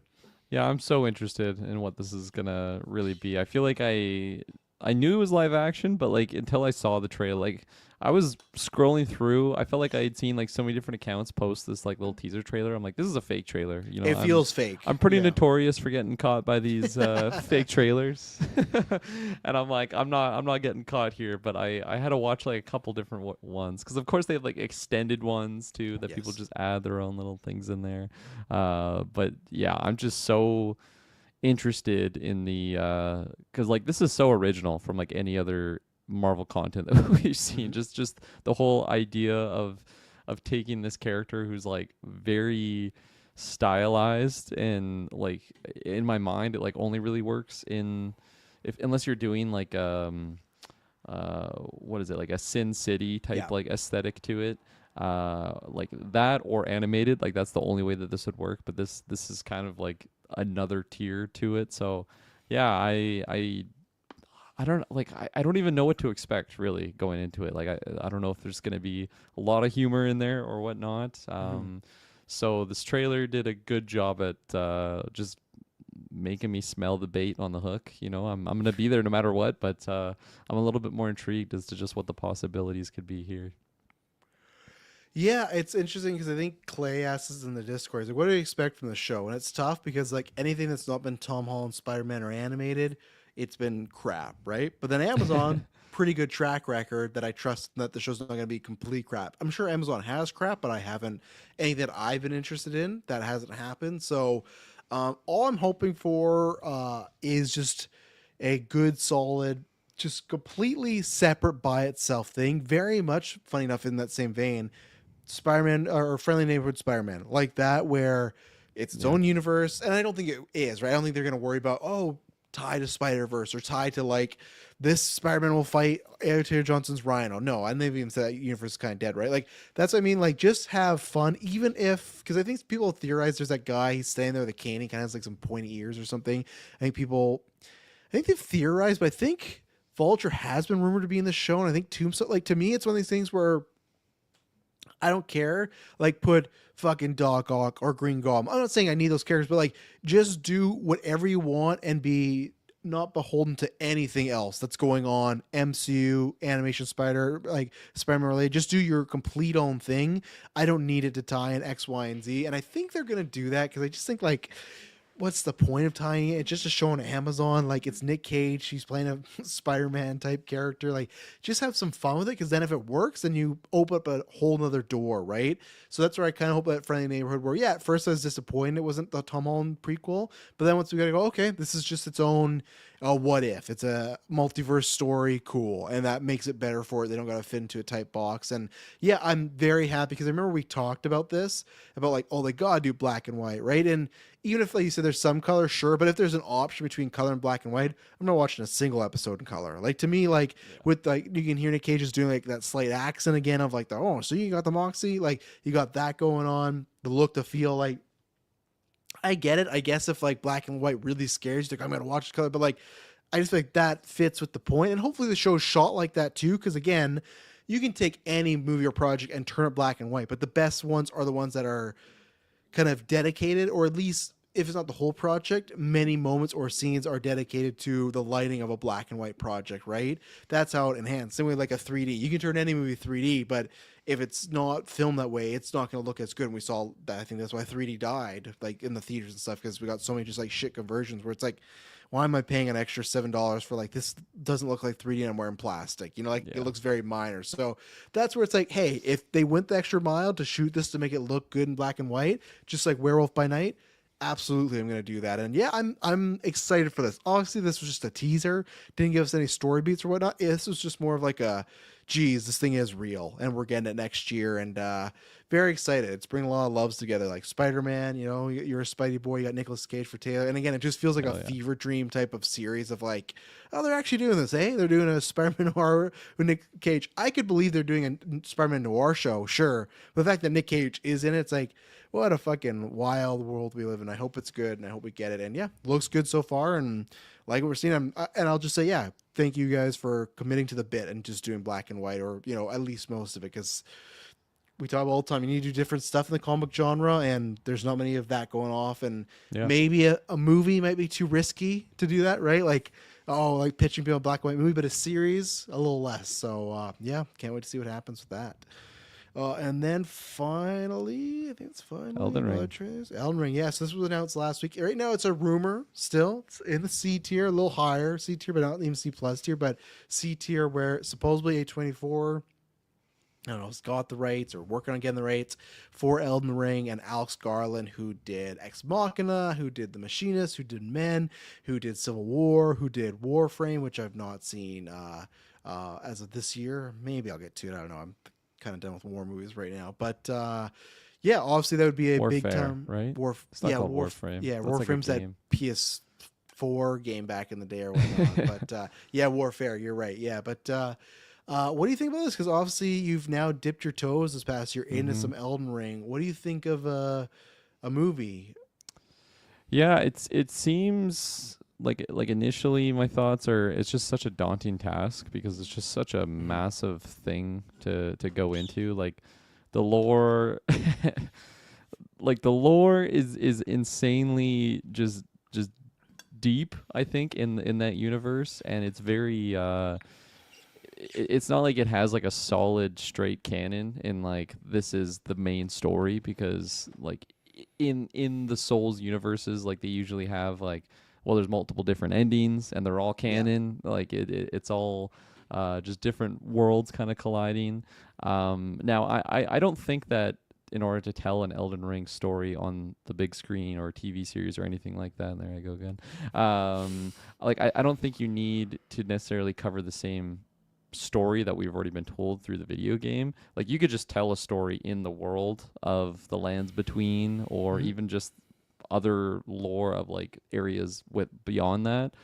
You could just jump into a bizarre world and see some familiar things, and just kind of have like a similar rule set on how the world is structured. I think just telling a story in that world, like long way of saying it doesn't have to be cut for cut what we experienced in the video game, but just like the world itself is so massive and to scale, and it has such an interesting, like we've been talking about style so much tonight. Like Elden Ring has a very unique style of just the golden rays of grace, like everywhere you go, the giant Erd trees, which if I'm seeing that on screen, it better look good. Because if it looks like, I never saw Warcraft, but I just picture like that really early 2000s CGI. Maybe that's too extreme comparison, but in my mind that's what it looks like, and that would really take me out of it, because I think Elden Ring is probably one of the most beautiful looking games I've ever seen.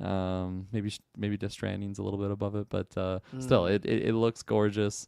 And yeah, I love the world. I love everything that's kind of introduced in that game, and I'm really open to this being a thing. I'm not in the camp of like, if you can't do it perfectly, don't do it at all. But I'm also like cautiously optimistic, I think, because it can go horribly wrong. it could come out, it could look cheap, it could look really half-assed, and everyone hates it because it's like nothing close to what the original game is at all. But I don't know. I also think there's many different avenues that we can go to tell just a really good story, and it doesn't maybe it doesn't have to have that massive scale that the video game has. Like maybe it could be a more contained story just in that world, and it could still be really good. It's never been done before other than just the video game, so it's tough to kind of imagine the perfect setting for it. But I think someone like Alex Garland, it's definitely not a negative having someone like that attached to the project. Ex Machina is one of my favorite movies ever.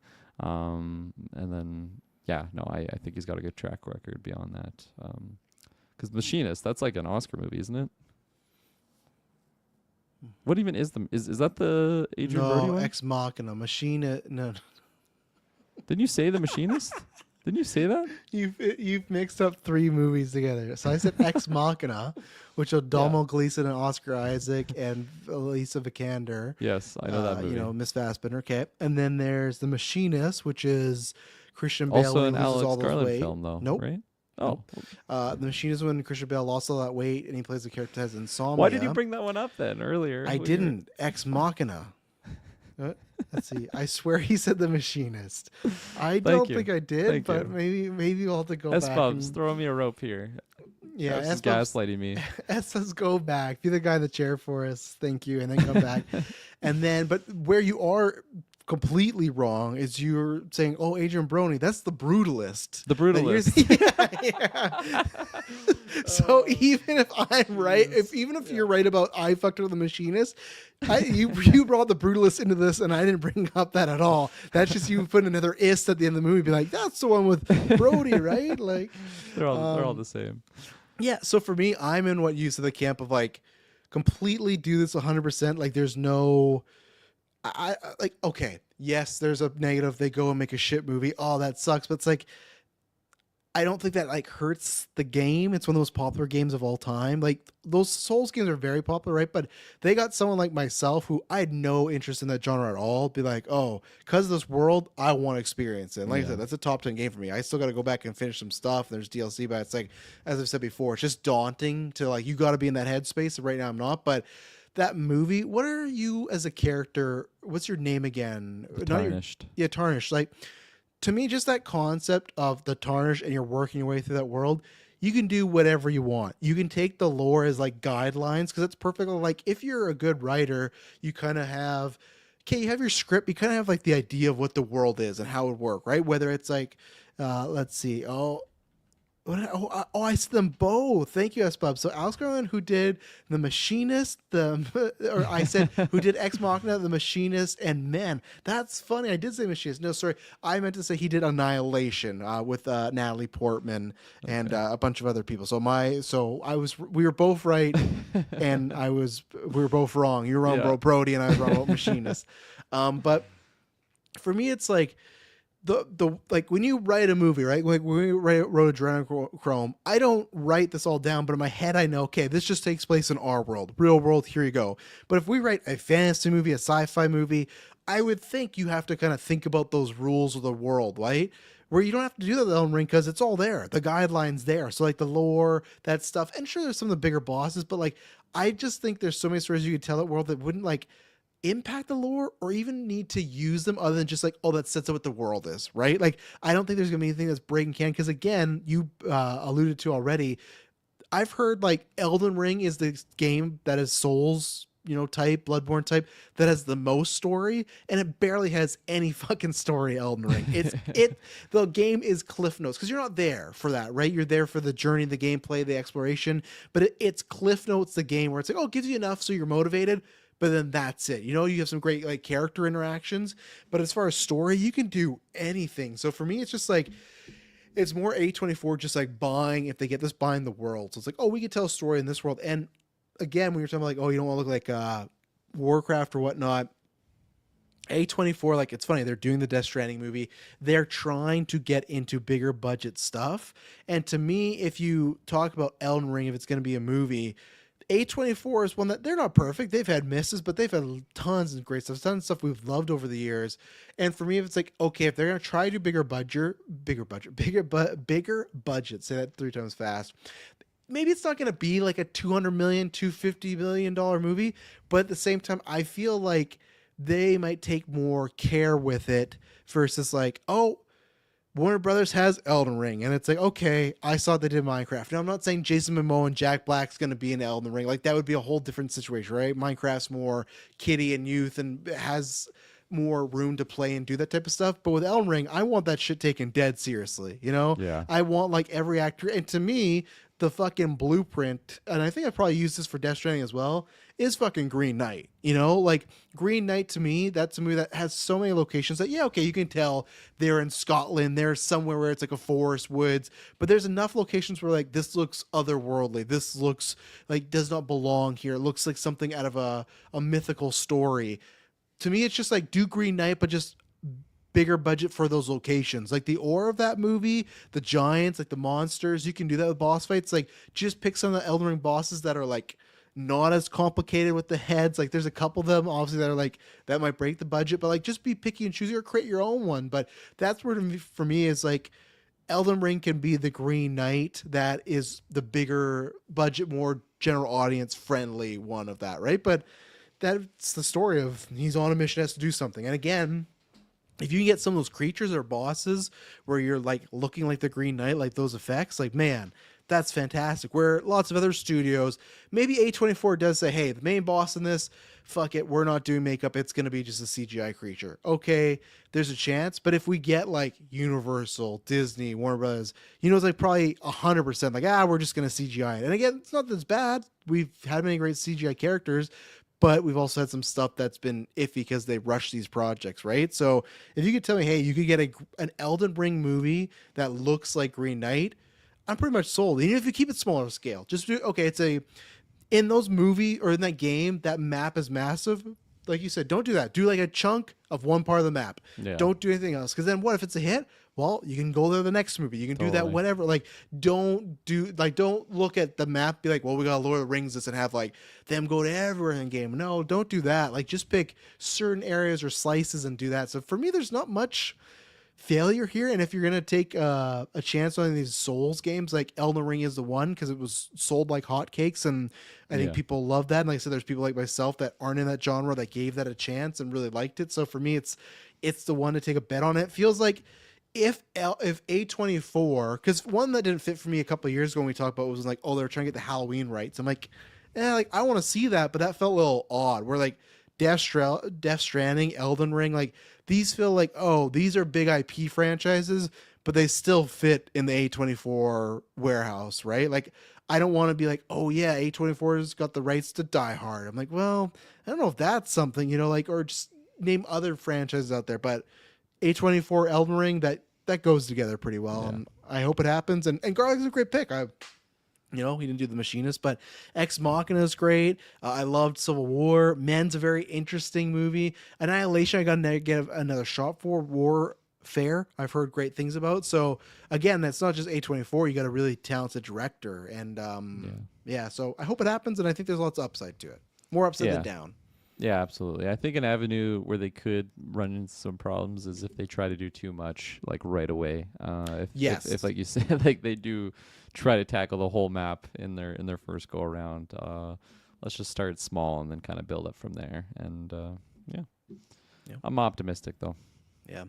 Well, we'll see in the next couple of years. And same thing too. Before we move on, that's another movie where maybe you get like 1 star, but I feel like you don't go out and get like a bunch of names. Like you get just like just smaller tier cast, and that's where you don't break the budget either, where it's like you sell it on the name, you sell it on the visuals, the story, the adventure. Don't sell it on like Tom Cruise is the Tarnish. Like, yeah, don't do that, even though that'd be sick. But I definitely want to see that. But I'm okay with letting Tom Cruise go away. You know who I do want to see in there though is funny. He's talking about Green Knight, not Barry Keoghan. I'll take him anywhere, but specifically.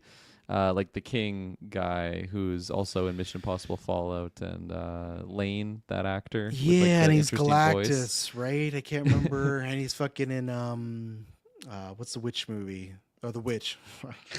Oh, no, different guy, but also him. But also him. Oh, I you mean take Sean him. Harper? Is that his real name? Or Sean Harker? Sean something. I don't think it's Harper. Okay. Right, he is in Green Knight. Yeah, right. He's like the king. Yeah, he's a good pick for these type of movies. So especially just like the weird NPCs you come across and just how they're talking in riddles and you have no idea what the fuck they're saying. Yeah. Like get someone with an interesting voice in there. absolutely, yeah. So, well, we will see what happens if we get that movie and if we do. And yeah, here we go. We've done it. Big newscast this week, Kirkland. Spider-Man, Ironheart. What? Since we're still live, I was going to ask you, did you see the NFL schedule came out? Any spicy matchups for your Green Bay Packers? I have the Christmas game this year against Clay's Detroit Lions, and they absolutely smacked us at the end of last season. But Christmas magic in Minnesota, I'm hopeful. Clay, I hope you're listening to this. No, he still hasn't looked at anything football since the last playoff game. He's still he's still traumatic. He's still hurting. Let's see here. I have not looked at my schedule yet. I know the opening game day where I think we got Baltimore or something like that. But fucking preseason. Get the preseason out here. Yeah, I think we were like on a Monday. So no, I've not looked much into it. I got to start gearing up because I got to start planning for the draft and everything, yeah. and get ready for that. See who I want to keep, who I want to steal and whatnot. Oh my god, get the Who you want to keep? We're not keeping our roster from last year. No, but I mean like who I'd want back. You know, like okay. there's some Jane people. Daniels. You know, you're gonna be highlighting him pretty early on. I just know somebody's gonna take him to spite me. That's something I would trade for. I would hope not, because you know I like to do a Travis told you, but like I fucking got that guy week 3 when he was nothing, no height, no nothing. Okay, again he was the fucking like number 2 draft pick, but still like no one had him on. Like that was a great sleeper pick, and I would like him back just for the vibes of it. So maybe I read the wrong skit. Oh, this is, have I reworked my brain this much? Hang on. You're looking at like Canadian football or something. No, I swear let's see. I don't know where I saw it. We were versing the Ravens. That makes no. I thought I looked at maybe the Commanders schedule, but no, I don't know. I'm fucking dumb. I don't know what happened there. My first game of the season is against the Lions, so I'm sure we're gonna get kicked. But you know what? Doesn't matter, Clay, because I got multiple. I was alive for my team winning a Super Bowl. You know. I don't know if you'll ever be able to say that, Clay. You know, 2 years in a row, you guys had your best shot. Aaron Rodgers did it in his third season. You know, not too bad. But then the next week we got Commanders, so that's gonna be interesting. My 2 teams going up against each other. So, I'm actually pretty happy with this. Oh, good, we got the Panthers. Fuck yeah. You always want the Panthers. You want to be first in the Panthers. Yeah, I'm pretty happy with the schedule. Actually, I think we got, other than like we got the Eagles. And yeah, we do have the Ravens. I'm pretty happy with. I think we got a lot of lower tier teams that are right now. So, got anything else to kill time with? Because we're waiting for Taylor to be in the show. He hasn't said anything. I told him we're ready, but you know, he's off playing hide the key of Madison. What? I still haven't accepted that Andor's over. That's kind of been a tough pill to swallow.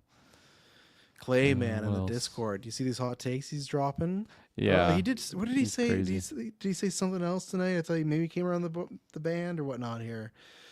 Plug the gimmick. S-Bubs, I already again. I was gonna say I already did that. Of course, yeah. Gimmick. This weekend it's David and S-Bubs. They're gonna talk about a variety of stuff because last week was they did a fucking pay-per-view on Mother's Day, which was just like pain for me and S-Bubs to plan out. So so they're gonna do that because on Saturday's Emily's birthday, and they're gonna cover Backlash quickly because like that's a week old, but Saturday night's main event. S-Bubs is going to Saturday night's main event soon, so that's gonna be fun, and some other AW predictions. And GMO, I'm excited to kick these guys' ass again. You know, I don't even want to say, because there was an episode that I did talk about, and S-Bubs can say this. I did talk about my strategy because I had told the boys my strategy going into GM mode, and I think S-Bubs maybe picked up on it because if you watch the last 4 weeks of GM mode, you can just see the soul come out of S-Bubs' body as he realized what's happening, and it can't be stopped. David's just having a good time. David, this is his first time playing in GM mode. He's just like booking stuff, having a good time. He's injuring his whole roster, but I think S-Bubs accepted. He's like, oh no, I can't stop it. But the thing is, this in season 2, there's going to be some different ways that we're playing. So some of my strategy is access to, but I did create Kirkland this week a new strategy. I've done 3 plays throughs with it from yesterday and then twice today because I don't even want to say there's certain things, because the thing is there's things that S-Bubs probably saw that I did, but there's things that I saw that S-Bubs did, and now I can plan for said maneuvers and whatnot, and he's not going to get me with X, Y, and Z again. So I think I'm ready. I'm ready to be challenged again, but yeah, come on, S-Bubs David, knock me off my hill here. I think it's just going to be another easy W. So, but this time it's different though, because we played a whole season in a 9-hour stretch. This is where we're going to play 5 weeks, and then we won't be back to next month. So there's going to be like, before you had to notes. Well, yeah. Kirkland, I got a whole. I'm not gonna bring it close to the screen because I don't want S-Bubs to peer it. But I got a whole GMO Bible here. Yeah, look at that. Look how long that thing is. I got multiple situations planned out for what could happen if David does this, if S-Bubs does this, he takes this guy. So like, no, I'm sure David doesn't even have notes. You know, not at all. No. But he's just having a good time. He's there for the will of the game. You know, so I love it. We'll see, but. I suppose I hope you're prepared. I'm ready to get another W. But yeah, so we're doing 2 more seasons. So I've won the first one. See if I can win this. It's just gonna be a hat trick. You know, that's what it's gonna be. Just gonna be a hat trick. So Ooh, it's fighting words. I think so. So still waiting on Taylor. So we're just killing time. Jeez. What's with your camera? What the fuck is going on with your camera? Let's talk about that. I think it's like a loose cord or something. Okay. It's, it was a cheap, quick purchase when we were starting to do this remote thing during COVID, and then That's a long time ago. That was like probably should have got a better camera. But you know, I'm cheap like that. Well, I guess it was 4 years ago because in 2020 you had. Let's pull up our favorite one here. Where is That was this camera actually. It was. Was it? We still got. Oh, really? It was This just is in a Kirkland. different. Kirkland in the dark room, looking like he's part of the Riddler's challenge and stuff like that. But Look at your blonde hair there. That's crazy. yeah, I know. I'm trying to decide what I'm gonna do with my hair. I'm very, I am confused and conflicted because going through the GV10 year, I'm editing some videos together, and every like year hairstyle is different. And I've seen like the first hair. Remember when I started Geek? Or when we started Geek first, and it was like I had, it's all mine, but no, when I had like just the shaved sides and the Yes. slick back hair, I was like, oh, I want to do that again. The And Jared then- Leto Joker, right? Yeah, nope, no, John Hamm from Baby Driver, all right? That's what it is.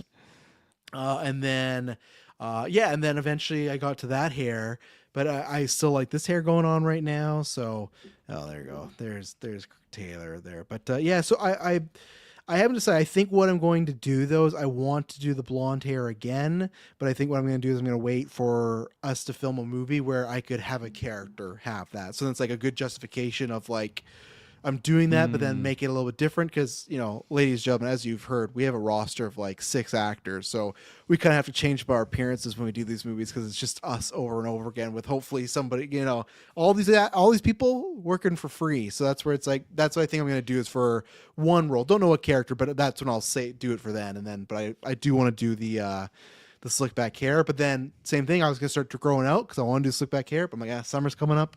Yeah. I don't want the long hair. So, you know. Yeah, it's tough. It's tough with the heat.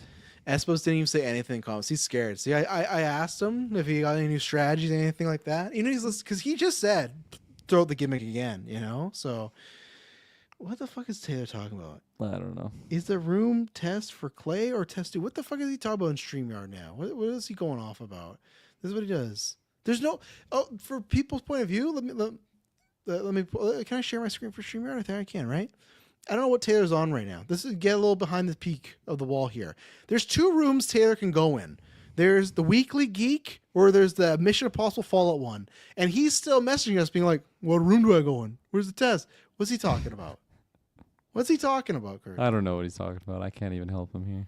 All right. Well, we're going to end this. So we're going to help out our friend because he's been podcasting for 10 years. Still doesn't know how to get into a simple podcast room. Thanks everyone for listening. Go check out all the content of the past week. Go check out, like we said, Gimmick episode, GMO stream. Got Last of Us coming up. We got SideQuest, me and Dylan talking Doom. Next week we'll have, I guess, Andor, that's done. But Mission Impossible, actually, like Final Reckoning is here. The Final Reckoning is about to be reckoned. The final. Yeah. Part 2. Dead Reckoning Part 2. Here we go. Yeah. So we'll be back and it won't be boring.